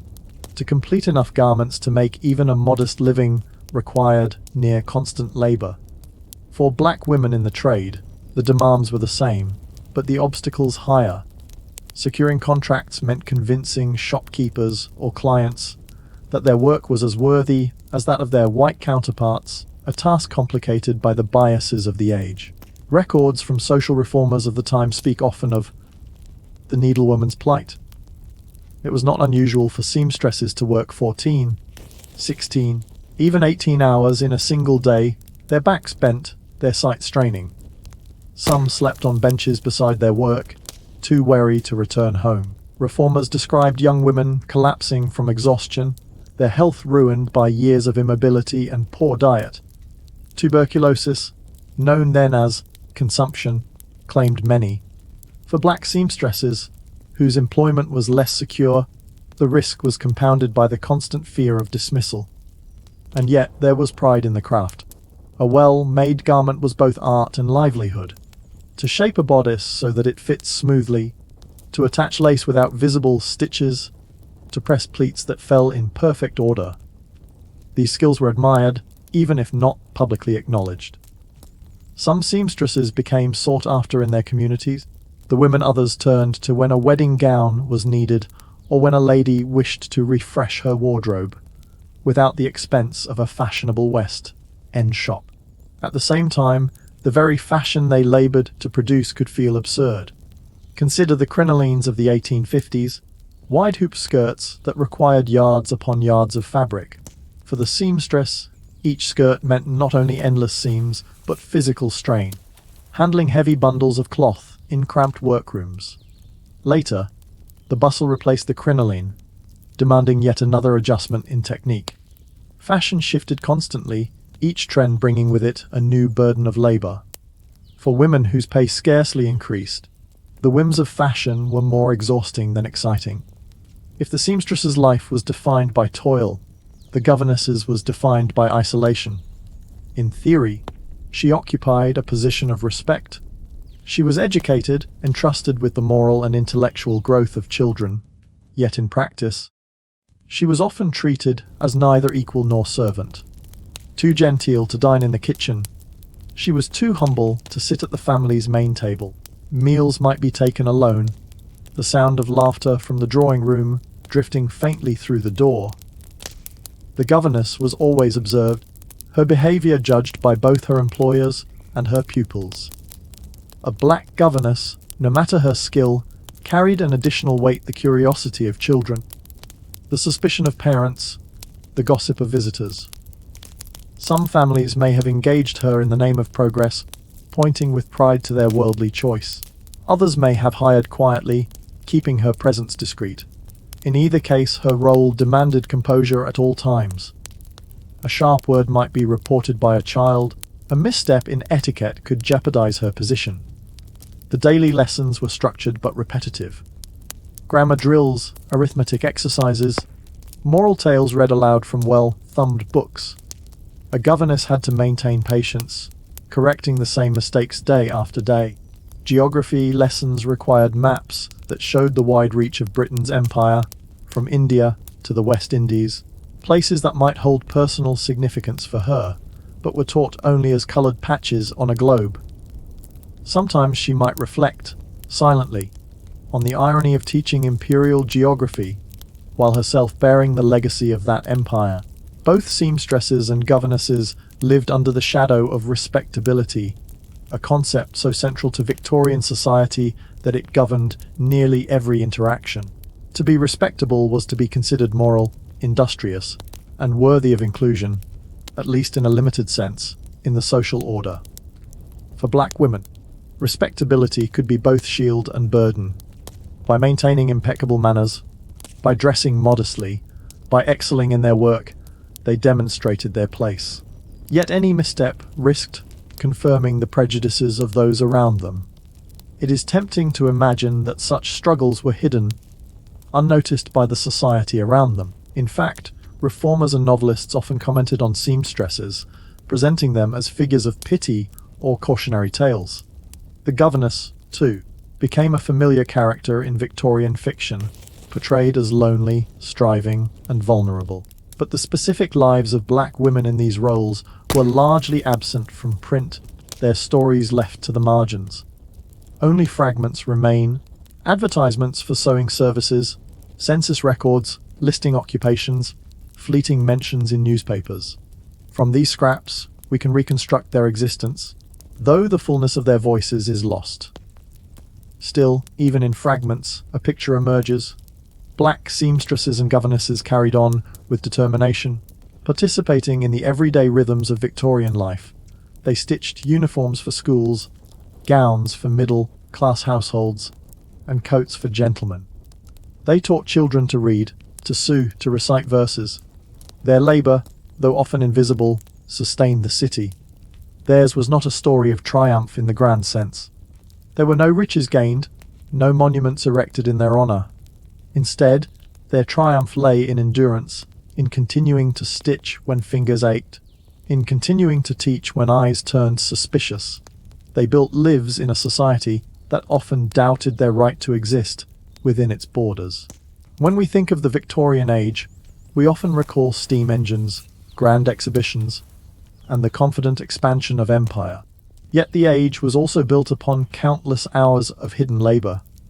To reflect on seamstresses and governesses is to shift focus from the powerful to the ordinary, from those who commanded to those who obeyed necessity. It is to recognize that history rests as much on quiet endurance as on loud achievement. And so, when you picture a gown swaying in a candlelit ballroom, imagine the woman who stitched it unseen. When you picture a well-mannered child reciting lines of poetry, imagine the governess who coaxed the words from her lips, then retired to her small room alone. Their presence is part of the story, even if history books rarely name them. But what happened when the delicate balance of these roles began to change? As industrialization advanced and sewing machines appeared, and as education itself shifted with new reforms, how did the lives of seamstresses and governesses, especially black women in those positions, alter? The closing decades of the 19th century brought both upheaval and uneasy opportunity. The sewing machine, first appearing in Britain in the 1850s, spread gradually, reshaping the seamstress's trade. To some, it was salvation. A machine could produce stitches more quickly and with less physical strain than a needle guided by wary hands. Workshops that adopted the new technology could increase output, and individual seamstresses who managed to purchase or access a machine might double their earnings. Yet the benefits were uneven. The cost of a machine placed it out of reach for many. Some employers reduced pay, arguing that the efficiency of machines justified lower rates. For black seamstresses, who already faced difficulty securing steady work, the shift sometimes meant exclusion altogether, as shops preferred to employ larger, mechanized teams rather than independent workers. In homes where sewing remained handwork, mending clothes, creating linens, altering garments, the seamstress continued her craft, though now she competed not only with others like herself, but with the clatter of factories. The sound of sewing machines became part of the urban soundscape, a rhythmic clacking behind shuttered workshop windows, echoing down narrow streets. Some women adapted by moving into related trades, dressmaking, tailoring, millinery, roles where artistry could still set one apart. The decorated bonnet or carefully fitted jacket resisted mass production, and in such niches, black women found ways to maintain a livelihood. Education, too, was transforming. The Education Acts of the 1870s and 1880s introduced compulsory schooling for children, diminishing the need for private governesses. Families of modest means, who once might have hired a governess for their children, now relied on public schools. For the governess, this meant either competing for fewer positions among the wealthy or adapting her skills to new forms of teaching. Some entered schools as assistant teachers, though positions were limited and often poorly paid. For black governesses, this narrowing of opportunities was particularly stark.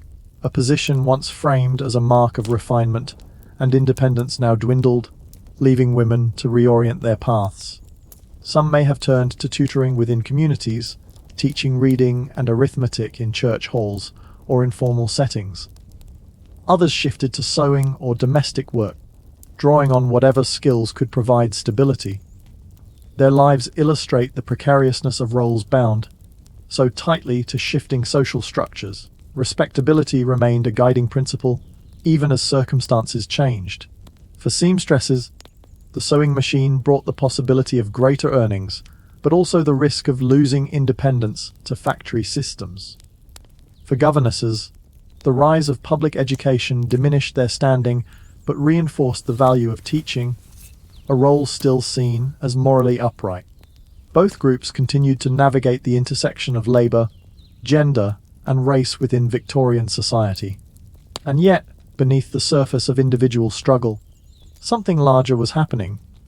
Each seamstress who stitched, each governess who taught, contributed not only to the survival of her household, but to the visibility of black women in Victorian Britain.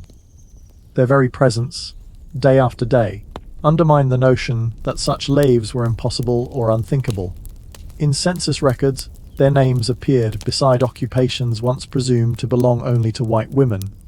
In city directories, advertisements bore their signatures. In letters and memoirs, faint mentions attest to their work. Though these traces are scattered, they represent a quiet legacy. The persistence of black seamstresses and governesses demonstrated resilience in the face of exclusion. They laid groundwork, however invisible at the time, for future generations who would claim education, artistry, and professional standing more openly. By the early 20th century, as new opportunities arose in nursing, teaching, and social reform, the struggles of their predecessors became the foundation upon which progress was built. The material world of their labor also leaves echoes. Some garments sewn by anonymous hands survive in museum collections, the stitching precise, the fabric still holding its shape. One can imagine the woman bent over the cloth, drawing the thread carefully, never knowing her work would endure a century and more. Lesson books from the period, their pages filled with neat handwriting, carry the marks of governesses who guided children's first attempts at spelling and sums. The objects remain even when the names do not. What is striking, when viewed from our vantage point, is how ordinary their lives were. The seamstress did not set out to transform history. She simply sought to earn a living. The governess did not envision herself as part of a movement. She sought stability in a society that offered few options. And yet, in their ordinariness lies a different kind of importance. History is not only the story of those who stood in Parliament or commanded armies.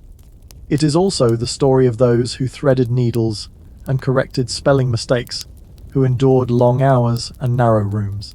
To consider their lives is to broaden our understanding of the Victorian age.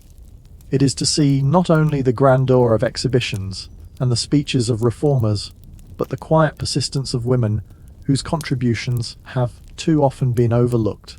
Their struggles against invisibility, their insistence on survival, remind us that the margins of history are as vital as the centre.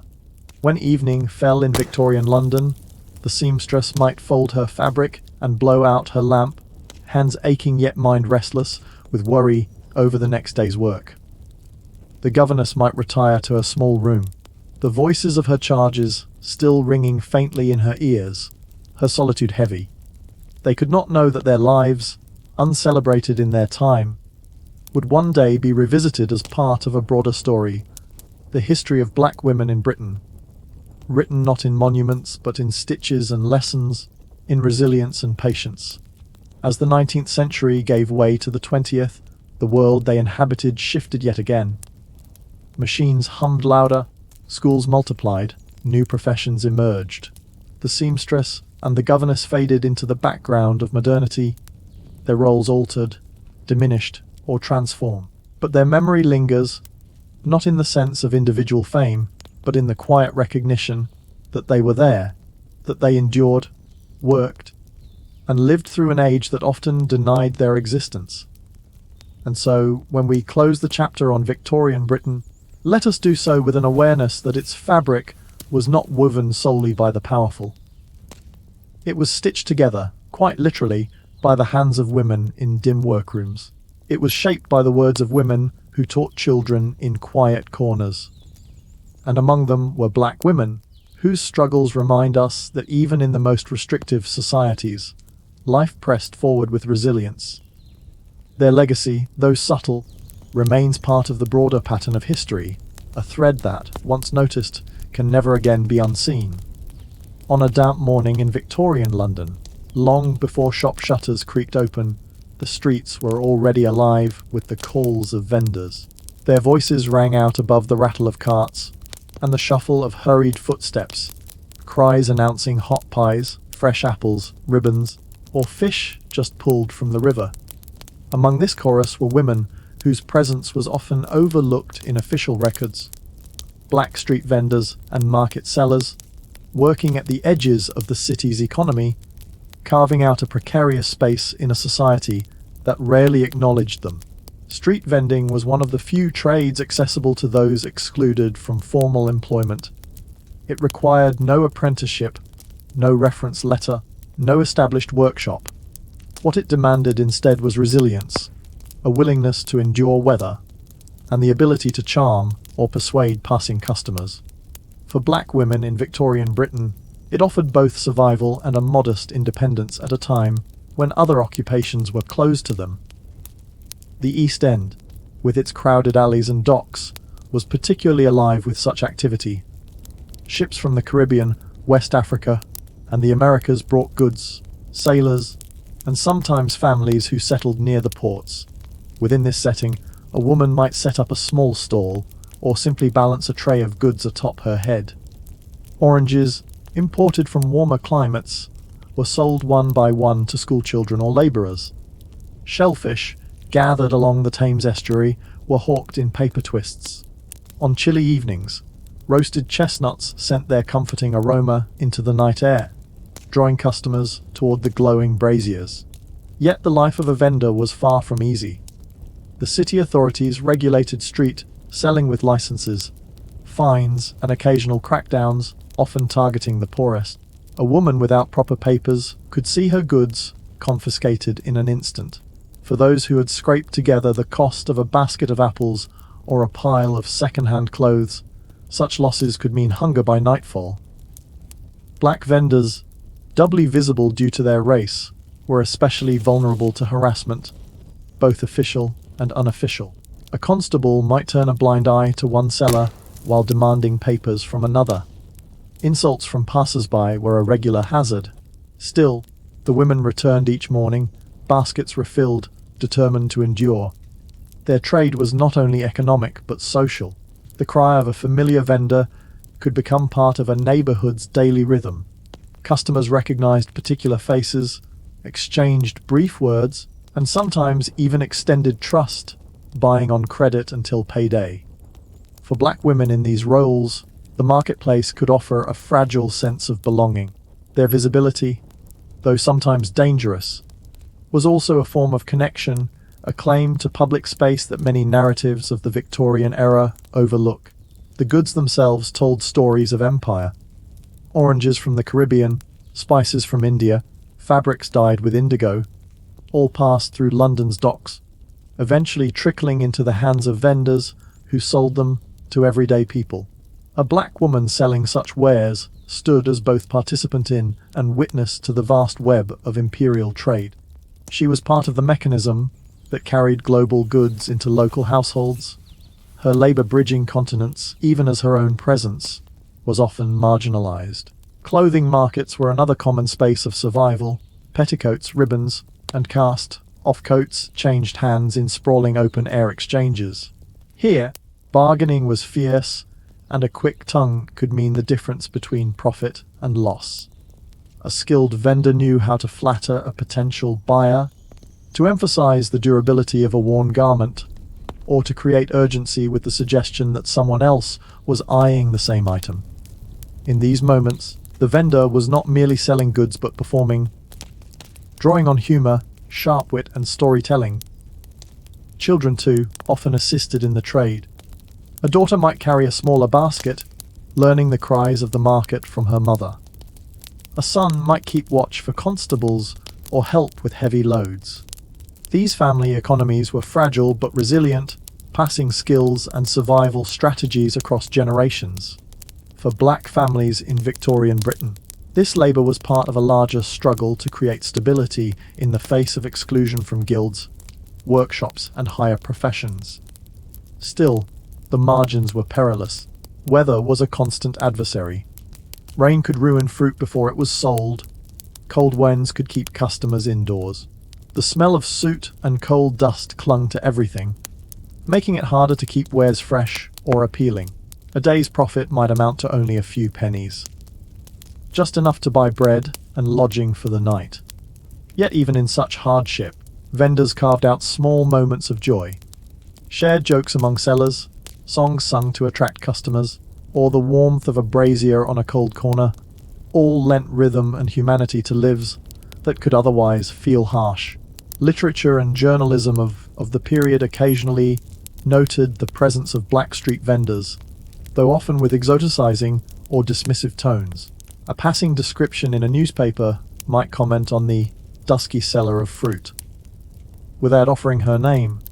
A sketch in a magazine might capture the visual novelty of a black woman in a London market without recording her story.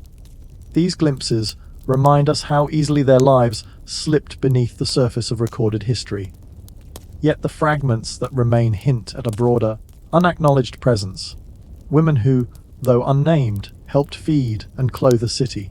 By late afternoon, the market stalls would begin to thin. Goods unsold might be sold off cheaply or carried home for supper. Vendors gathered their baskets, coins jingling softly in pockets. The streets shifted toward evening quiet, though echoes of the day's cries lingered in memory. The song cadences of hawkers competing for attention.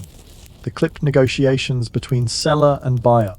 Among them were black women whose perseverance made survival possible, not only for themselves, but for their families. Their role in Victorian Britain is a reminder that history is not only written in parliament debates or royal ceremonies, but also in the everyday exchanges of markets and streets. The labor of black street vendors represents a form of resistance, not dramatic or violent, but persistent and visible, an insistence on existing within a society that often tried to erase them. Their stories, though scattered, belong firmly within the fabric of the age. Licenses were the great gatekeepers of Victorian street life. On paper, a street trader was required to hold a hawker's or peddler's license, issued for a small fee and renewable each year. In practice, many women could not afford it, or simply worked without one, risking confiscation of their goods. For black women in particular, the licensing system was a double-edged sword. While it promised legitimacy, it also placed them under constant scrutiny, for the very act of stepping into the marketplace marked them as conspicuous. The authorities, eager to regulate the swelling tide of urban commerce, dispatched constables into markets with notebooks at the ready. For some vendors, these officials were little more than nuisances, occasionally fining them or demanding proof of payment. For others, they could be ruinous. A woman's carefully saved basket of fruit, perhaps purchased with her last pennies, might be seized and tossed aside if she lacked the proper license. The loss was not simply financial, it could mean eviction from a lodging house or a hungry child that evening. Black vendors bore the additional burden of racial prejudice. Their presence in Victorian Britain was never entirely invisible, but it was often treated as strange, out of place, or even threatening.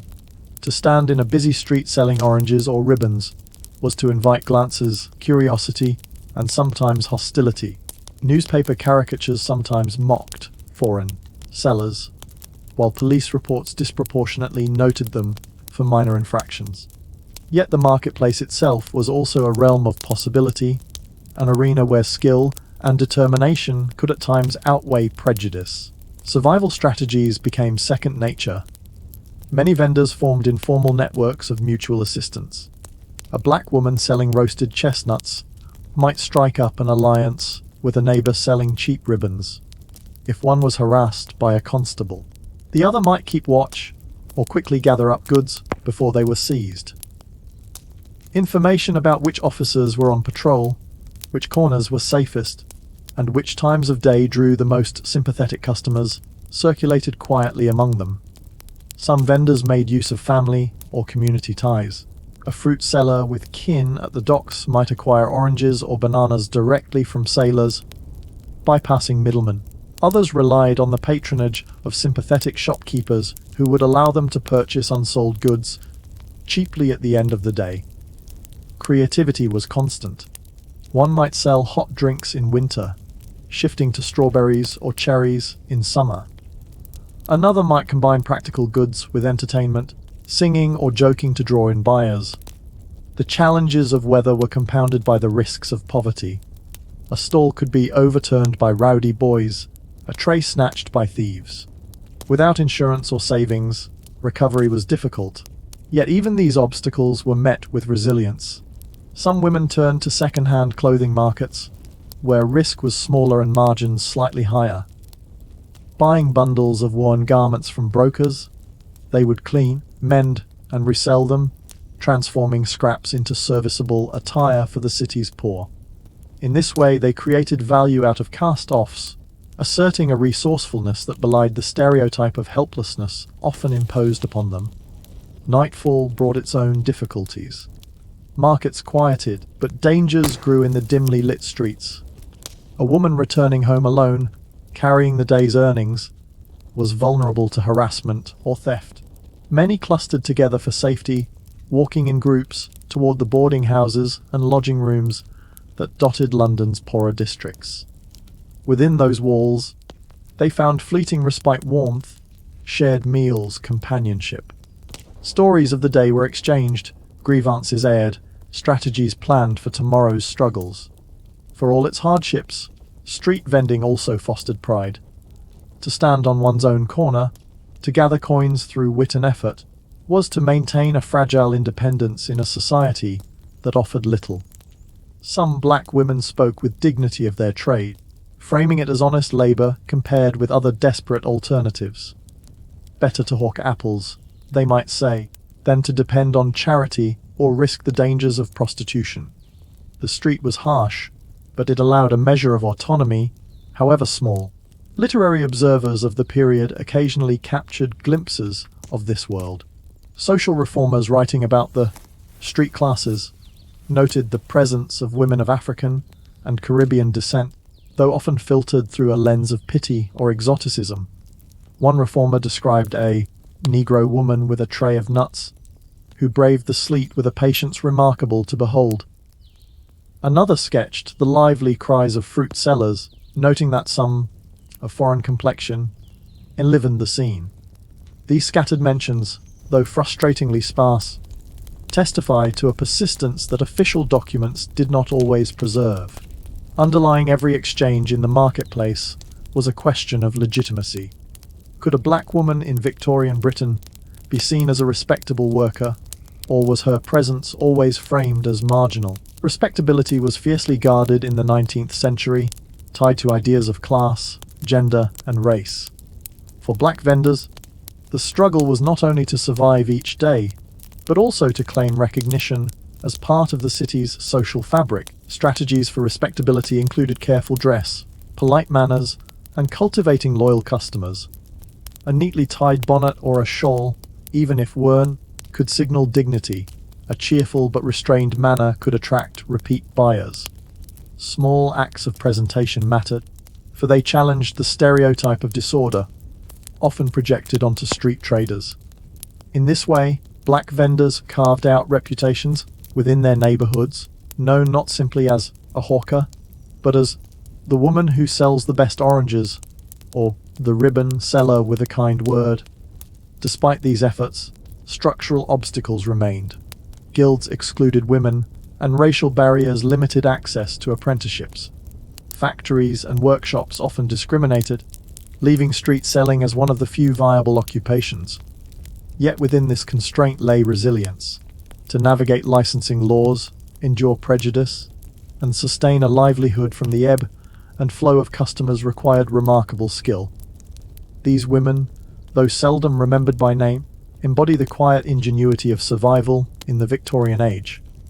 As the Victorian era progressed toward its final decades, the presence of black women in the streets of London, though still marginalized, left a subtle but persistent mark on urban life. They were more than mere vendors.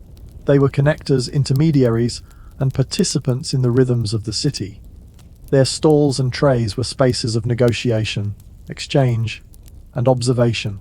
By maintaining these roles, they shaped not only the economy of their neighborhoods, but also the social and cultural atmosphere, contributing to the daily life of thousands who passed their corners every day. In areas such as the East End and Southwark, market women were known to their communities in ways that went beyond commerce. A fruit seller, who appeared daily at the same corner, became part of the street's identity. Children learned to recognize her voice among dozens of others, and her presence could mark the start of the morning for regular customers. These interactions, small and fleeting, knit the urban community together. Black women, who often balanced precarious livelihoods with household responsibilities, contributed disproportionately to this informal network. Their resilience provided stability where official structures offered none. It is tempting to underestimate their influence, yet even a simple act, selling affordable clothing or fresh produce, had ripple effects. Families who could not afford shop prices relied on these women for necessities. By providing goods, they allowed households to manage limited resources, feeding children, sustaining households, and supporting local economies. In essence, Black Street vendors underpinned everyday life in a city that otherwise appeared indifferent to them. Without their labor, the city's rhythm would have faltered, as unremarkable as that may seem in the grand sweep of history. At the same time, these women shaped social norms and perceptions. Their presence challenged assumptions about who could participate in public life and labor. Victorian society often imagined women in the public sphere as dependent, or men as natural providers. Black women vendors disrupted these notions simply by existing, working independently, negotiating prices, and navigating authority. Each day of business was an assertion of capability and presence. Through countless small acts, they pushed against the boundaries imposed by race, gender, and class. Cultural memory, though faint, preserves some echoes of their contributions.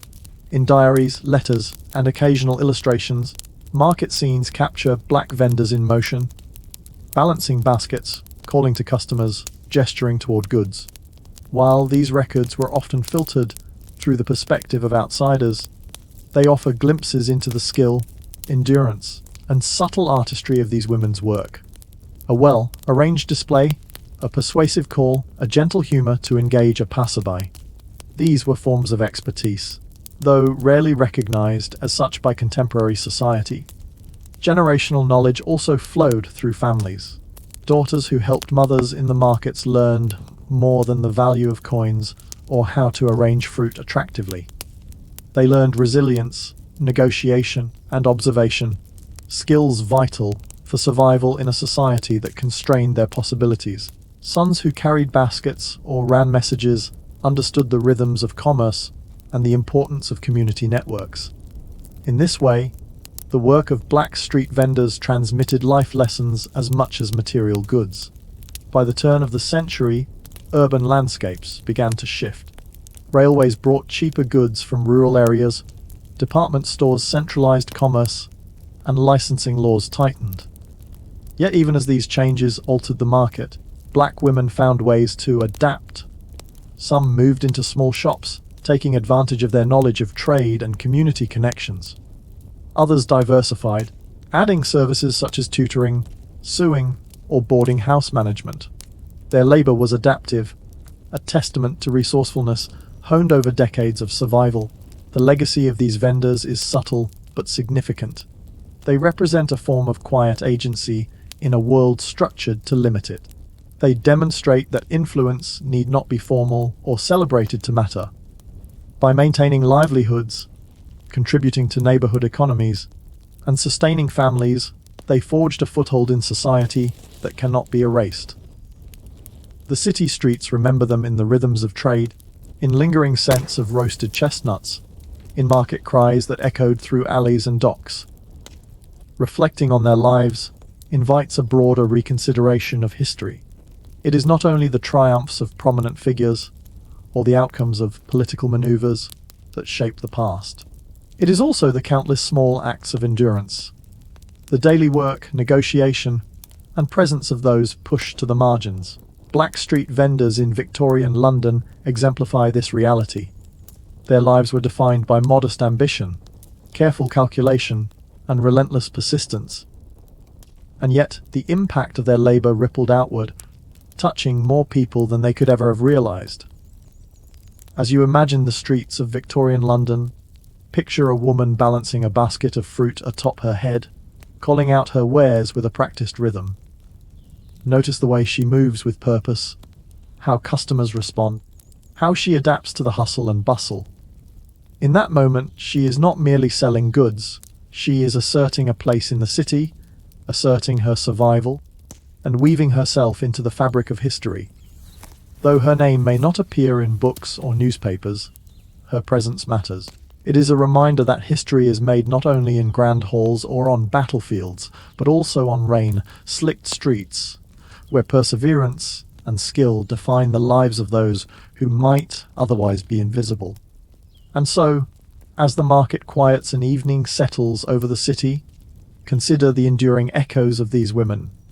They shaped the neighborhoods, influenced local economies, and quietly carved out social space in a society that often denied them recognition. Their labor, resilience, and ingenuity continue to resonate, even if the details have faded. What lessons might we draw from the perseverance of those who survived and thrived on the margins? How might modern cities and societies still benefit from recognizing the invisible hands that sustain them?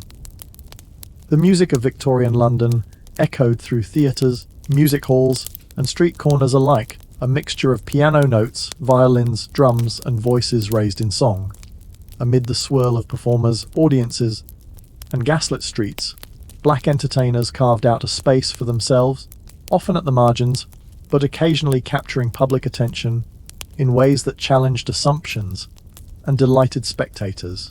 Their performances ranged from songs and dances to acrobatics, acting, and novelty acts, each shaped by the constraints and possibilities of the period. For many black performers, the journey began far from the spotlight. Some were born in London, the children of migrants from the Caribbean or Africa, while others arrived as young adults seeking opportunity in an unfamiliar city. They encountered a society structured by racial prejudice, limited employment options, and strict social hierarchies. Yet the stage offered an unusual avenue, a place where skill, charisma, and showmanship could momentarily transcend societal boundaries. Music halls, which flourished in the mid to late 19th century, became one of the primary venues for such performers. These halls were crowded, noisy spaces, filled with smoke, chatter, and the occasional clink of coins. Audiences were diverse, though often predominantly working class, hungry for entertainment that offered laughter, spectacle, and occasional shock. A black performer stepping onto the stage faced both opportunity and risk. Success could mean applause, steady work, and modest income. Failure could mean public ridicule or even exclusion from future bookings. Acrobatics and physical performance were especially prized. Dancers leaped and twirled across stages, contorting their bodies with agility and grace. Some performers brought styles from African or Caribbean traditions, blending them with European forms to create a hybrid spectacle that fascinated audiences. Others specialized in novelty acts, from juggling to pantomime, displaying dexterity, humor, and creativity in ways that challenged prevailing stereotypes. These performances were not merely entertainment, they were demonstrations of skill, discipline, and artistry in a world eager to question the capabilities of black individuals. Singing, however, remained the most visible avenue. Many performers learned a repertoire that combined popular European songs with melodies inspired by their own cultural backgrounds. Ballads, spirituals, and comic songs each had their place, allowing performers to adapt to audience tastes. A skilled singer could control tone, timing, and expression, drawing listeners in with subtle gestures and intonation. The act of performing was both creative and strategic. Understanding what would amuse, move, or captivate an audience determined whether one's career would flourish or flounder. Costume and presentation played an equally important role. A well-chosen outfit, a polished set of shoes, or a carefully arranged hat could enhance a performer's credibility and appeal. Many black performers tailored their clothing to convey respectability, sophistication, or exoticism, depending on the demands of the role. The stage became a site where social expectations collided with personal expression, and where performance could temporarily reshape perception. Despite these possibilities, Life offstage was rarely easy. Contracts were often informal, wages inconsistent, and housing precarious. A performer might travel between venues each week, dependent on the whims of managers or the approval of audiences. Some lived in boarding houses or cramped apartments, sharing rooms with fellow entertainers. Others doubled as laborers or servants during the day, reserving nights for their performances. This dual existence demanded endurance, adaptability, and a careful balancing of ambition with survival. Prejudice was a constant companion. Newspapers and critics sometimes described black performers using terms that ranged from patronizing to openly derogatory. Audience members might clap politely while harboring personal biases, or they might attend performances precisely for the novelty of seeing a black individual on stage. Navigating these dynamics required tact, confidence, and a nuanced understanding of social expectation. Many performers developed strategies to assert dignity while still appealing to popular taste, blending skill with a keen sense of timing and presentation. Social networks provided crucial support. Black performers often relied on each other for lodging, information about venues, and introductions to managers. A recommendation from a trusted colleague could open doors that would otherwise remain closed. These networks extended into broader communities, including churches, social clubs, and informal gatherings, creating spaces where performers could exchange knowledge, rehearse routines, and plan for future opportunities. Community ties were both practical and emotional, offering solidarity in a society that could be hostile outside the theatre. The urban landscape itself shaped performance opportunities. Covent Garden, Drury Lane, and smaller music halls in Soho and the East End each had distinct audiences and traditions. Street performance was another option. Open-air entertainment allowed performers to reach passers-by directly, collecting coins from spectators while refining their craft. These streets were unpredictable stages where one's skill, voice, and charisma determined not only income but survival, especially for those with no formal contract to fall back upon. Audiences were not always kind, yet the applause that followed a well-executed routine could be transformative. A crowd's laughter, cheers, or silent awe was proof of the performer's skill, a rare form of recognition in a society that often sought to diminish their presence. For black entertainers, such acknowledgement validated their artistry and offered fleeting moments of equality, however partial. It was a reminder that talent, discipline, and creativity could command attention across racial and class lines, even in a city structured to maintain hierarchy. Life in this world also demanded resilience in the face of personal and professional uncertainty. Illness, injury, or a poorly attended performance could jeopardize income for days or weeks. Many performers relied on small savings, family assistance, or informal credit to navigate lean periods. Adaptation was constant, changing acts to suit trends, learning new instruments or dances, and cultivating personal branding that could attract a loyal following. Their survival was as much strategic as it was artistic. Even amid hardship, there was room for community, celebration, and subtle resistance. After performances, entertainers often gathered in local taverns, coffee houses, or private homes. Here, away from public scrutiny, they shared experiences, exchanged tips, and nurtured connections that would support future endeavors. Music, storytelling, and dance became tools for sustaining morale and reinforcing cultural identity. These gatherings were a reminder that performance extended beyond the stage. It was a social and cultural practice, sustaining both livelihood and spirit. The records of black performers in Victorian London are fragmentary, often filtered through the lens of contemporary observers. Names may appear in playbills, newspapers, or personal letters, but much of the story is reconstructed from traces, patterns, and context. Even so, the evidence points to a significant presence, women and men who negotiated space in a society that rarely welcomed them, who crafted lives of artistry and resilience, and who left traces in the cultural memory of the city. By reflecting on their work, we gain insight into the complexity of Victorian urban life. We see not only the grandeur of theatres and music halls, but the ordinary courage it took to step onto a stage as a black performer. Their performances entertained, challenged, and sometimes astonished audiences. Their lives were shaped by artistry, survival, and the persistent need to assert presence in a world designed to overlook them. Even today, when imagining the music halls of Victorian London, one can picture the shadowed wings behind the footlights where black performers prepared, the careful arrangement of costumes, the whispered encouragement of colleagues, and the fleeting moment when the curtain rose and they commanded the gaze of a packed house. In those moments, skill overcame prejudice and presence demanded recognition. Yet as the night wore on and theatres emptied, performers returned to the streets and boarding houses, carrying with them not only applause and coins, but the fatigue of repeated labour and the knowledge that tomorrow would bring another test of endurance. What choices would allow them to continue?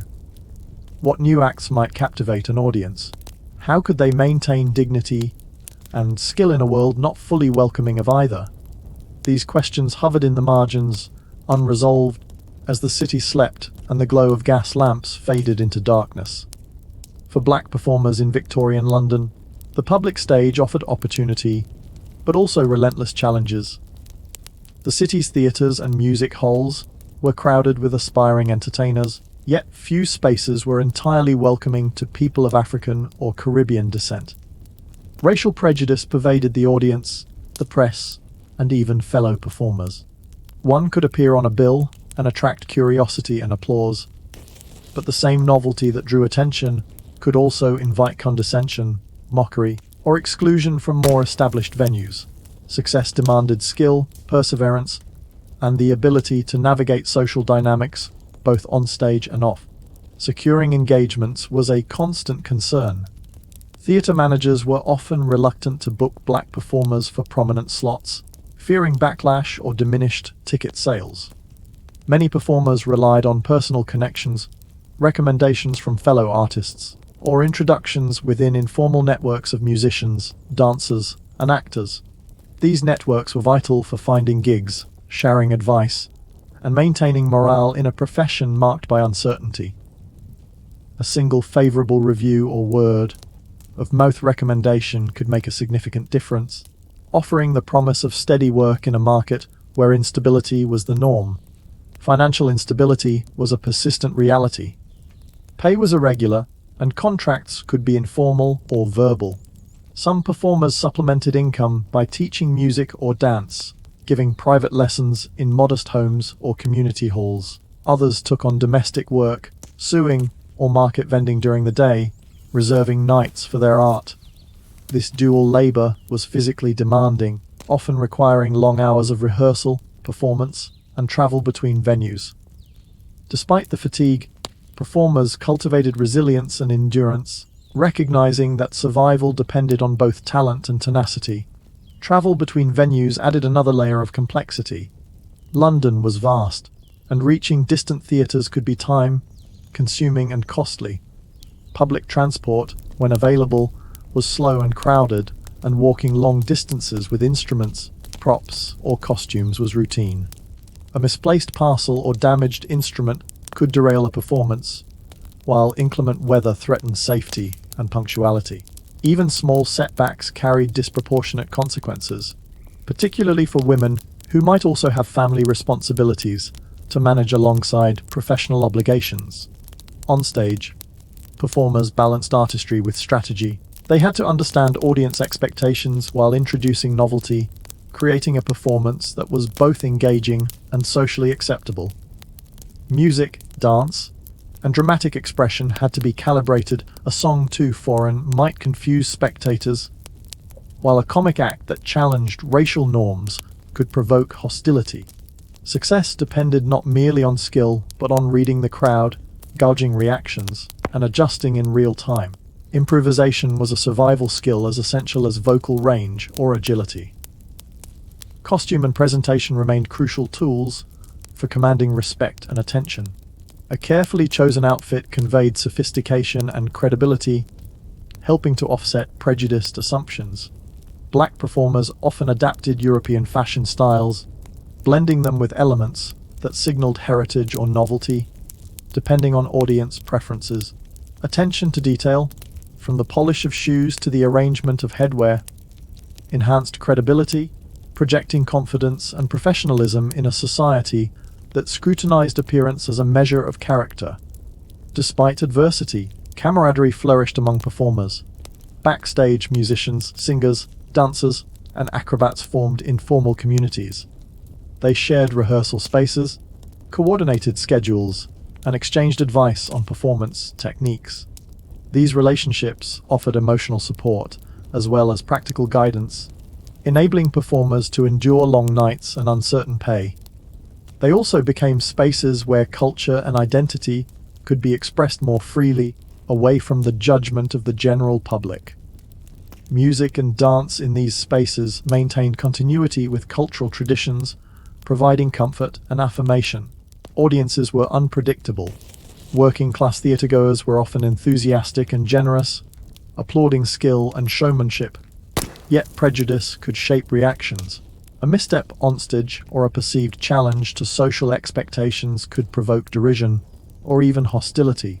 Black performers learned to navigate these dynamics with tact, often incorporating humor, charm, and subtle deference into acts. These strategies required constant observation, quick thinking, and an acute understanding of social norms. Their survival and success were as much about psychological acuity as technical proficiency. Health and physical stamina were critical concerns. Performing demanded long hours, precise coordination, and high energy. Many entertainers balanced these demands with physically exhausting supplementary work, such as teaching or domestic labor. Fatigue, illness, and injury could interrupt performances, jeopardizing income and reputation. Black performers, navigating systemic inequality, often had limited access to medical care or financial support during illness. Yet they persevered, developing routines to maintain strength, practice discipline, and manage the physical demands of their work. The pressures of public scrutiny extended beyond the stage. Personal conduct, demeanor, and appearance were constantly evaluated by society. Any perceived lapse could reinforce negative stereotypes, while careful comportment could enhance professional prospects. Black performers cultivated poise and resilience, learning to navigate both admiration and prejudice with skill. Their everyday lives involved negotiating the expectations of employers, audiences, and fellow artists, balancing ambition with survival in a society structured to restrict opportunity. Despite these obstacles, Black performers contributed significantly to the cultural life of Victorian London. They introduced audiences to new rhythms, vocal styles, and movement patterns, subtly shaping popular taste. Their presence offered glimpses of cultural diversity and inspired curiosity, even if contemporary documentation often framed it through exoticized or patronizing lenses. Over time, their artistry carved out small but meaningful spaces of recognition, leaving traces in playbills, diaries, and oral memory that persist even today. The social significance of their labor cannot be overstated. Performance offered not only livelihood, but also visibility and agency. A successful act allowed performers to assert skill, command attention, and challenge assumptions about race and capability. Beyond individual fame, their presence on stage contributed to a gradual, if uneven, broadening of cultural imagination, revealing possibilities of talent and creativity in places previously imagined to be exclusive to white performers. Even within the constraints of Victorian society, Black entertainers created a layered and nuanced existence. They combined artistry, strategic acumen, physical endurance, and social awareness, negotiating a complex urban landscape. Their daily lives were a constant exercise in adaptability, balancing ambition with survival, creativity with pragmatism, and personal dignity with the demands of a public that could be both enthusiastic and hostile. As night descended on London, performers returned to boarding houses or lodgings, exhausted but already contemplating the next day's opportunities. Thoughts of future engagements, adjustments to acts, and strategies to navigate prejudice occupied their minds. They were both artisans and tacticians, forging careers in an environment that required constant vigilance and relentless perseverance. The stage was their instrument, the city their audience, and survival their guiding principle. And so, as the gaslights dimmed and the music halls emptied, questions remained. How could a black performer maintain dignity and opportunity in a society structured to limit both? What strategies would allow continued survival and artistic expression in the face of prejudice, economic uncertainty, and physical exhaustion? These uncertainties lingered, unresolved, like the last echoes of a performance fading into the night, awaiting the continuation of the story in the lives and choices of those who dared to step onto the stage. As the final decades of Victorian London unfolded, the contributions of black performers and entertainers, though rarely celebrated in mainstream history, left enduring marks on the city's cultural landscape. These women and men operated in a space that was at once highly public and intensely precarious, a world of applause, scrutiny, and fleeting opportunity. Through their labor, artistry, and resilience, they shaped the rhythms of urban entertainment, influenced audience expectations, and created pathways for subsequent generations of performers. Theaters and music halls were transformative spaces. Within these walls, black entertainers could command attention in ways unavailable elsewhere. Their presence challenged assumptions about race and ability, demonstrating that skill, charm, and innovation were not constrained by color. Even acts perceived as novelty were rooted in expertise and discipline, a complex dance routine, a precise acrobatic maneuver, or a song executed with nuance and emotion required years of practice.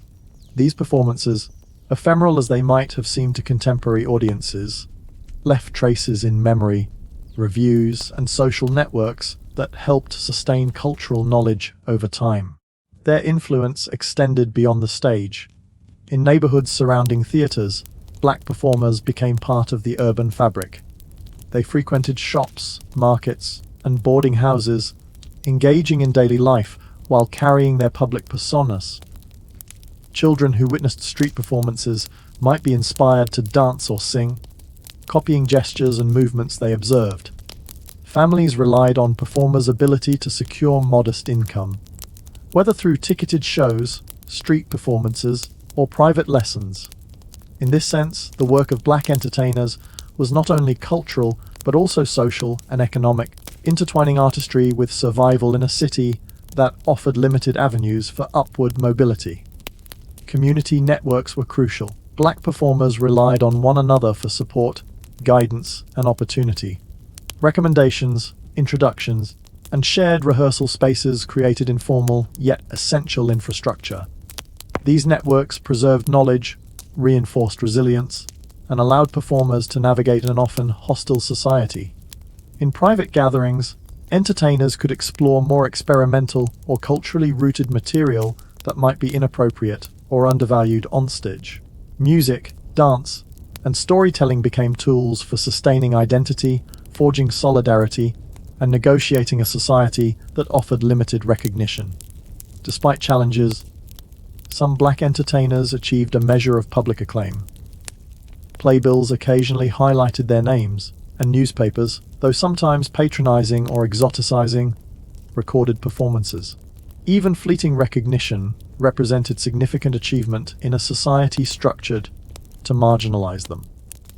For those few whose reputations endured beyond the ephemeral moment of performance, their visibility offered inspiration not only to audiences but also to other black performers seeking entry into the arts. The legacy of black Victorian performers also lies in subtle cultural transformations. They introduced audiences to new rhythms, dances, and musical inflections, blending African, Caribbean, and European traditions into hybrid forms that gradually influenced mainstream entertainment. Their artistry enriched the tapestry of London's cultural life, contributing to the evolution of popular performance, music hall traditions, and urban spectacle. While many contemporaries failed to recognize this influence, the echoes persisted in local folklore, musical styles, and theatrical conventions. Women performers, in particular, navigated complex social terrain. Their visibility on stage challenged Victorian notions of gender and propriety, especially for black women who were already subject to racialized scrutiny. By asserting presence, maintaining dignity, and demonstrating skill, they negotiated a precarious balance between artistic expression and societal expectations. Their labor was both economic and symbolic through performance. They claimed agency in a world that frequently denied it. The courage required to step onto a stage, face an unpredictable audience, and sustain a livelihood over decades cannot be overstated. Black entertainers also played a role in shaping cultural memory. Even when official records minimized their presence, the impressions they left on audiences, communities, and fellow performers endured. Stories passed through families, neighborhood recollections, and oral histories preserve traces of their artistry, offering insight into lives that formal documentation often neglected. In this way, the contributions of black performers extend beyond the immediate spectacle of the stage, seeping into the social and cultural consciousness of the city. At the same time, their experiences reveal broader truths about Victorian urban life. Entertainment was intertwined with survival. Public visibility carried both opportunity and risk, and creativity was inseparable from resilience. By examining the lives of black performers, we gain a richer understanding of the challenges and strategies faced by marginalized communities, as well as the ways in which artistry can assert presence, claim space, and influence society, even under constraint. As the music halls quieted and the gas lamps dimmed, the performer's work persisted in memory and influence. A dancer's practiced movements, a singer's voice, the laughter and applause of audiences. They all formed a network of human interaction that shaped the city's cultural identity. While many names have faded, the impact of these black entertainers resonates in the traditions they helped cultivate, the audiences they captivated, and the communities they sustained. Their legacy also invites reflection on modern parallels. Contemporary performers of African and Caribbean descent in London and beyond continue to navigate challenges similar in spirit, though different in context. They build upon a foundation laid by earlier generations, inheriting strategies of resilience, innovation, and community that were cultivated in the streets, theatres, and music halls of Victorian London. Understanding this history enriches appreciation of both past and present, highlighting continuity, adaptation, and the enduring power of creative expression as a tool for survival and cultural influence. And so, as we imagine the crowded music halls, the backstage corridors, and the streets where performers practiced and travelled, we see a world alive with effort, skill, and subtle defiance.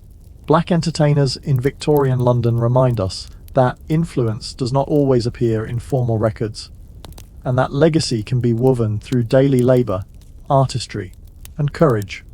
Their story prompts us to consider the unseen architects of culture, the people whose perseverance shaped society quietly yet profoundly. Which voices might have been lost if they had not dared to perform? How many rhythms, movements, and expressions would have disappeared if these artists had not persisted, asserting creativity and presence in a world designed to overlook them?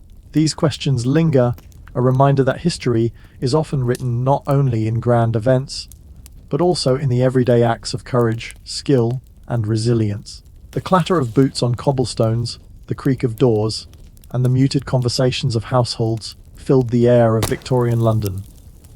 In kitchens, servant corridors, and rear staircases, black domestic workers moved quietly yet purposefully, performing labour that kept the city's wealthier homes functioning. Their work was often invisible to the families they served, yet indispensable.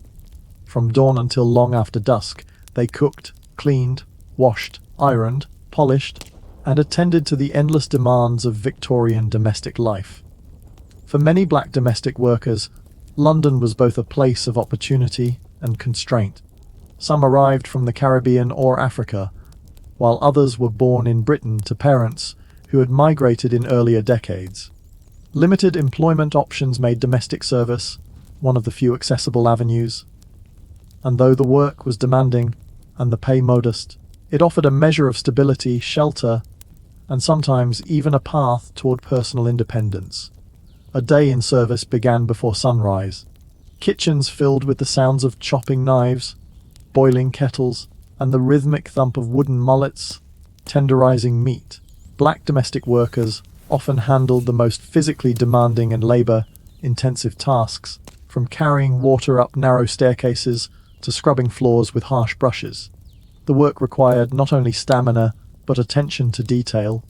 Every smudge removed, every garment pressed, every dish arranged meticulously contributed to the smooth running of a household.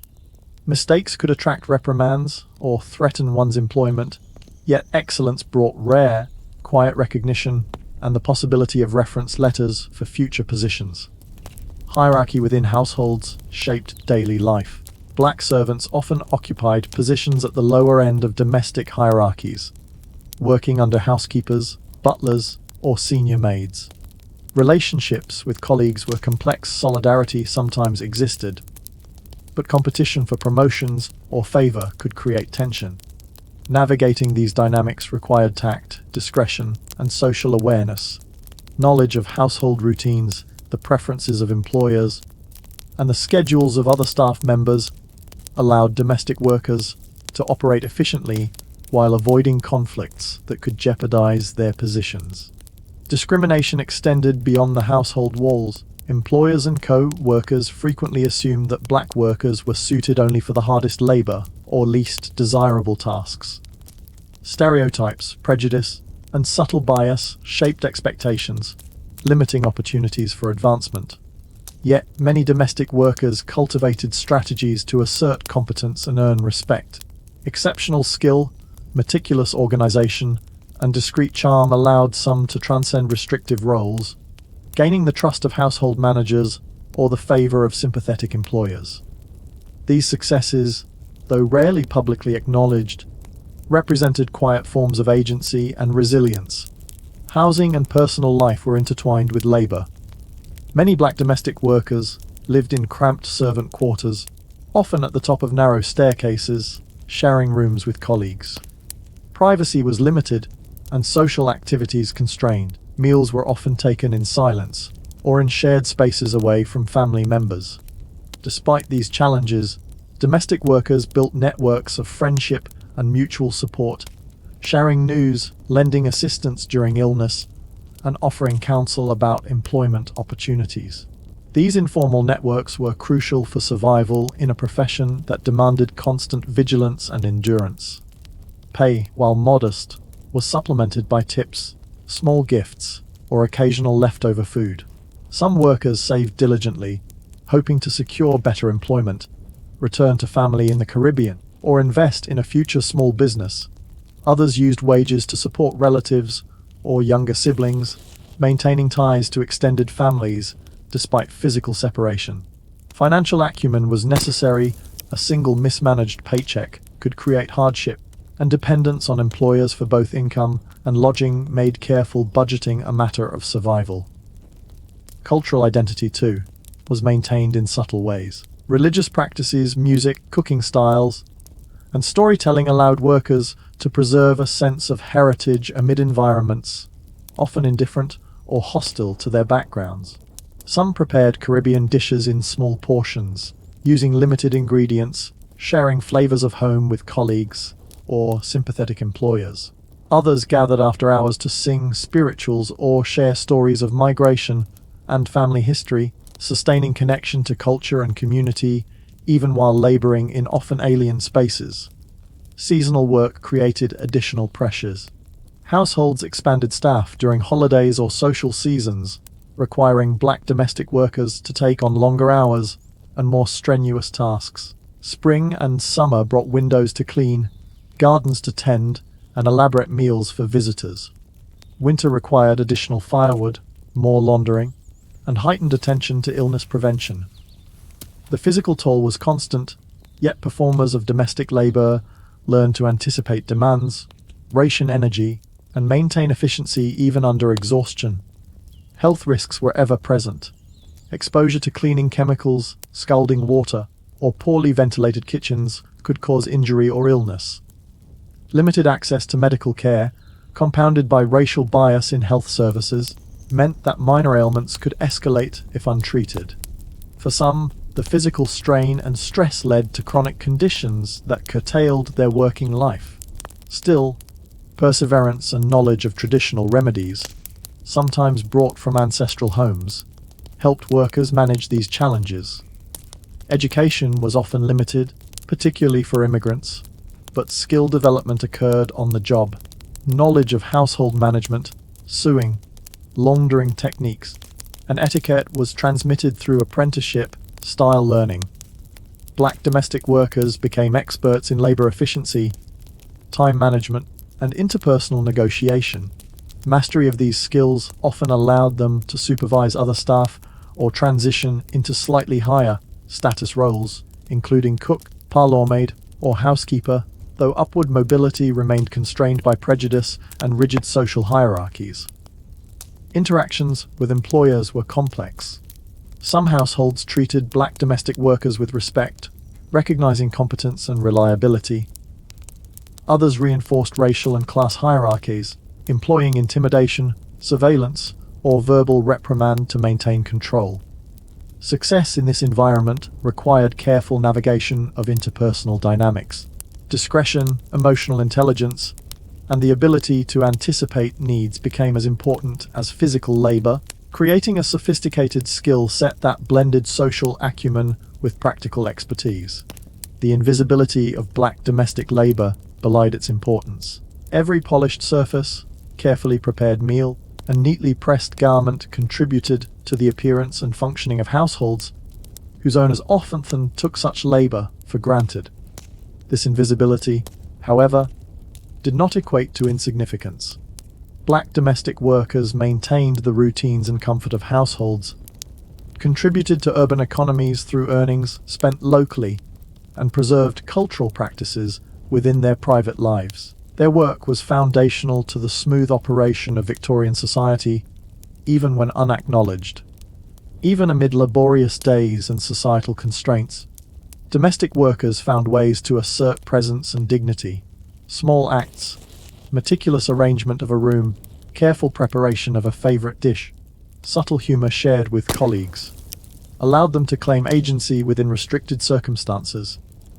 These gestures were forms of quiet resistance and self-expression, affirming identity and capability in environments that offered limited recognition. And yet, questions lingered. How could black domestic workers navigate households structured by inequality while preserving dignity and cultural identity? What strategies allowed them to survive physically, emotionally, and economically in a world that provided few protections? How did these daily acts of labor ripple outward, shaping communities and sustaining families far beyond the walls of any single household? These questions mark the end of one day and the anticipation of the next, unresolved but central to understanding the lived experience of black domestic labor in Victorian London life. As a black domestic worker in Victorian London demanded not only endurance but constant strategy.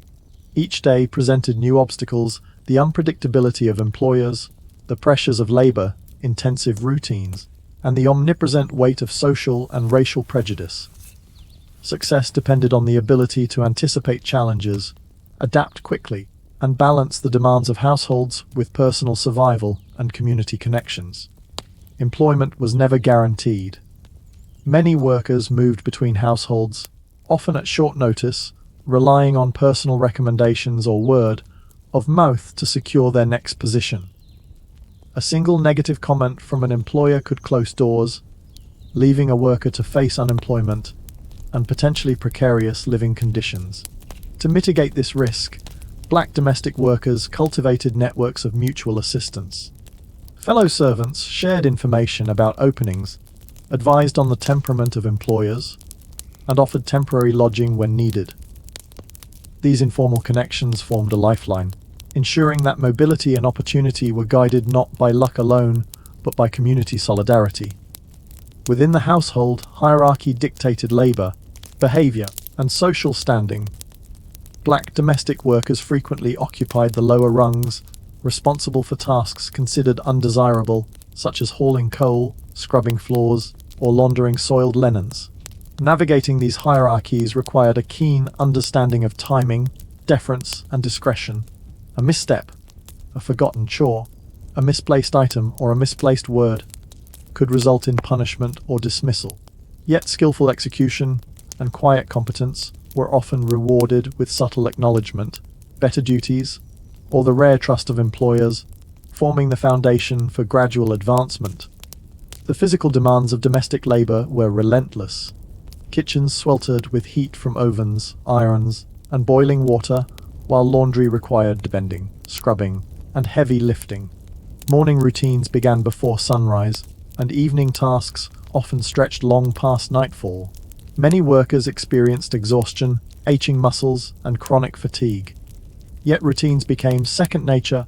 The sound of knives chopping, the rhythm of broom strokes, and the precise timing of meal preparation were all memorized patterns, practiced until efficiency became instinct. Mastery of such routines was not merely technical. It was a survival mechanism, a way to maintain energy and composure in a physically unforgiving environment. Health management required ingenuity. Medical care for black domestic workers was limited, often expensive, and occasionally prejudiced.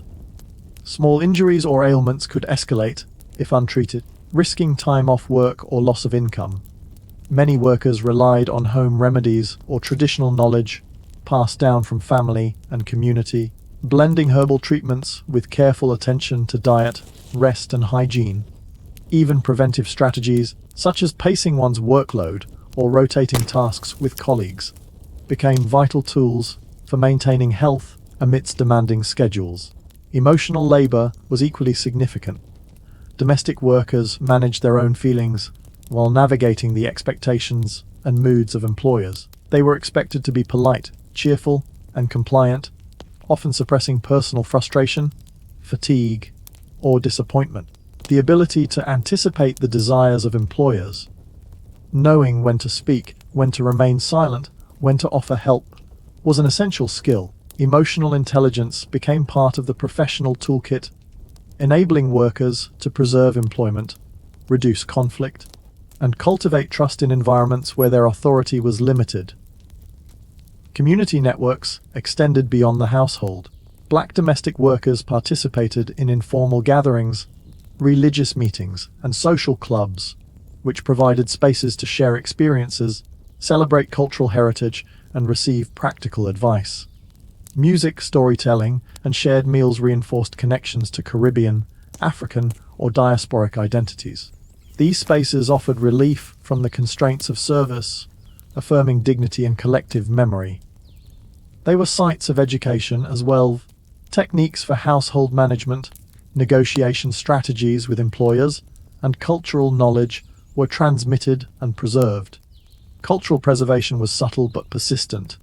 Even within the confines of domestic service, workers maintained culinary, musical, and spiritual traditions. Small acts, preparing a traditional dish, humming a familiar melody while cleaning, or recounting ancestral stories during breaks, sustained identity in environments that often dismissed or overlooked their presence. These practices created continuity across generations, linking personal and communal memory with labor performed in service of others. Interactions with employers required constant negotiation. Some households were benevolent, recognizing competence and reliability, and occasionally offering small gestures of kindness, such as gifts, extra meals, or slightly improved quarters. Others were stricter, reinforcing hierarchies through surveillance, criticism, or punitive assignments. Black domestic workers adapted by blending compliance with subtle assertion of autonomy. They demonstrated skill and reliability, maintaining professional standards while carving out small spaces of control, deciding how to organize a room, timing tasks for efficiency, or managing relationships with fellow staff. Seasonal fluctuations and special occasions increased workload and stress. During holidays, households expanded staff, hosted guests, and staged elaborate meals or events. Domestic workers were expected to meet heightened demands, often extending labor into long evenings and early mornings. These periods tested endurance, planning, and teamwork.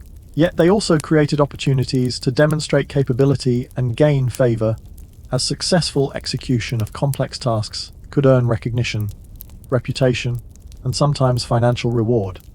Despite the constraints, resilience and ingenuity were constant. Black domestic workers cultivated strategies to navigate adversity, protect physical and emotional well-being, and preserve cultural identity. They became adept at time management, resourcefulness, and improvisation. Whether arranging a cramped servant room, improvising repairs to a garment, or smoothing household tension, these daily acts required intelligence, foresight, and creativity. Success was incremental and often invisible, yet cumulatively, these strategies enabled survival and modest advancement within a restrictive society. Recognition was rare, yet its significance was profound. Occasional mentions in household records, letters, or local accounts offer glimpses of competence and reliability that went beyond mere labor. A well-executed event, a meticulously cleaned room, or a skillful meal prepared in difficult circumstances became quiet triumphs. Each successful day contributed to reputation, personal confidence, and the possibility of securing slightly better employment. These small achievements were the markers of agency, perseverance, and skill, even when overshadowed by the invisibility of daily labor. The broader impact of black domestic workers extended beyond individual households. Through labor, cultural practices, and community participation, they influenced urban life, sustaining the routines of Victorian households while maintaining social and cultural networks. Their contributions shaped local economies, supported family survival, and created continuity of diasporic culture within the city.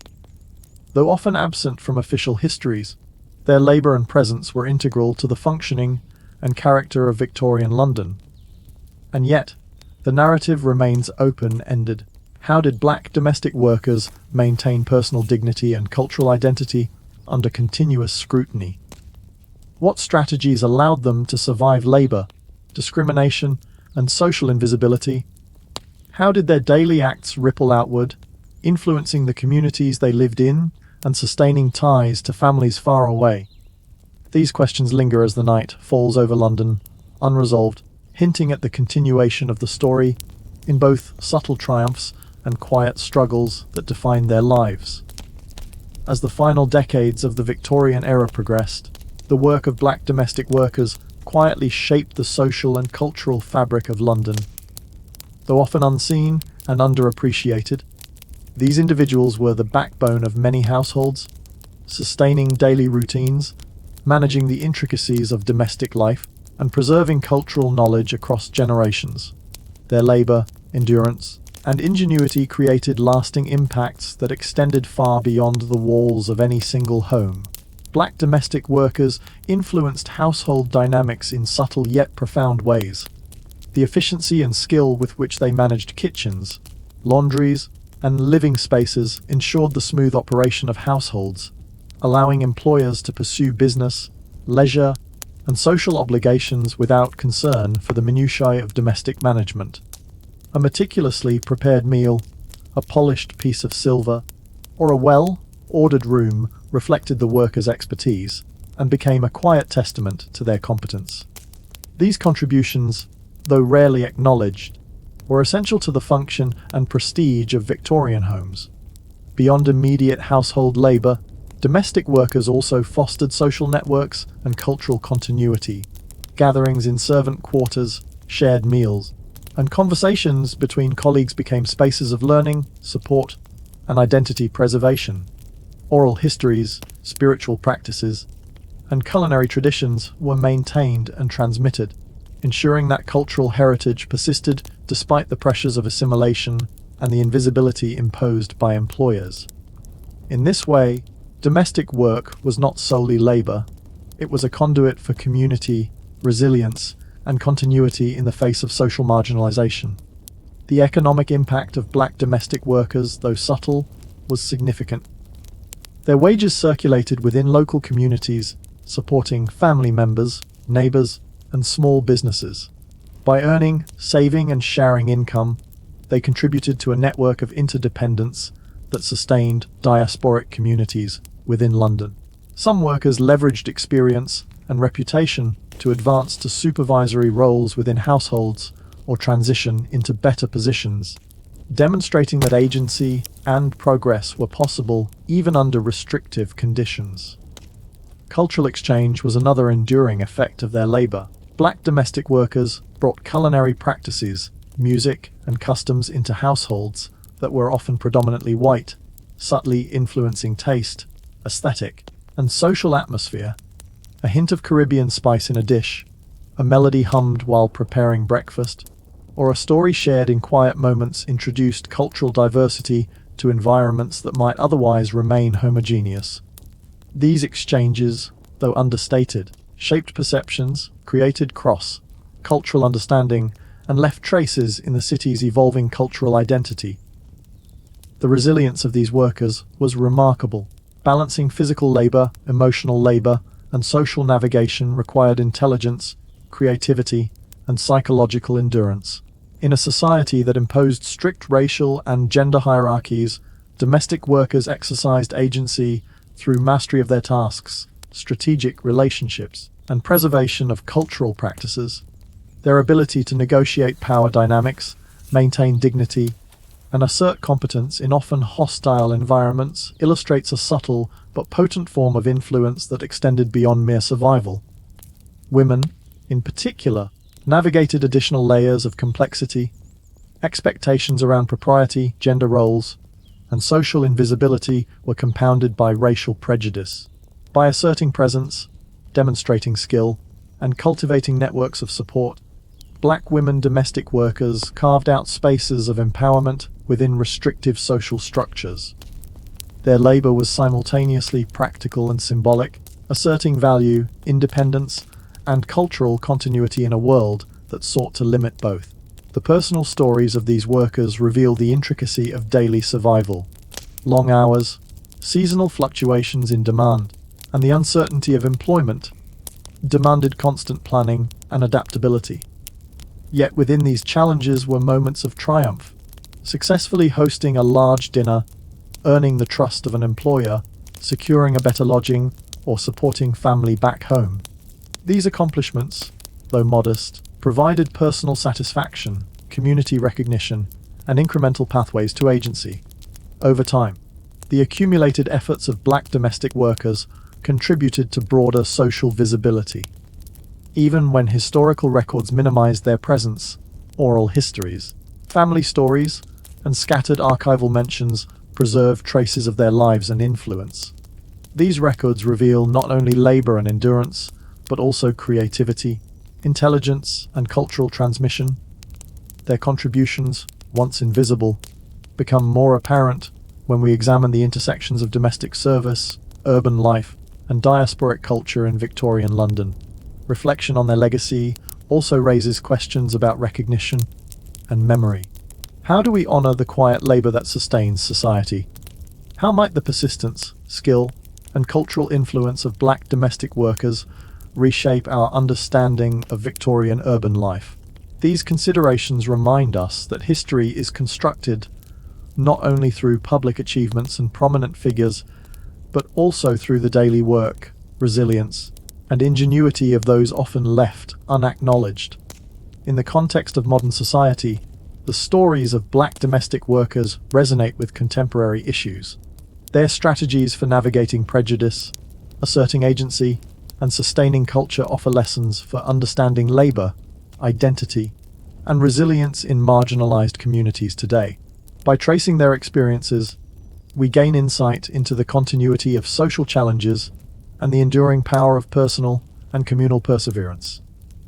As night descends over London, and the city's gas lamps glow softly in quiet streets, one can imagine the domestic workers returning to their lodgings, exhausted yet proud. Their day's labor completed, they would share stories, meals, and songs with friends or colleagues, preserving connections that were as vital to survival as wages or employment. Even in invisibility, they created spaces of cultural richness, resilience, and enduring influence.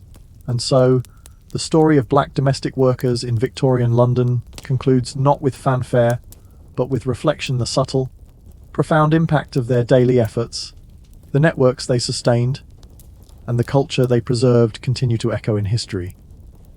Their labor-shaped households, influenced communities, and contributed to the city's evolving social fabric, reminding us that history is not only made by the visible and celebrated, but also by those whose work, dignity, and ingenuity quietly sustain the world around them. Which untold stories linger just beyond the pages of history, waiting for recognition? How might the lives of these workers help us understand both past and present struggles, and what traces of their resilience continue to shape our world today? These questions remain unresolved yet persistent, inviting further exploration and reflection.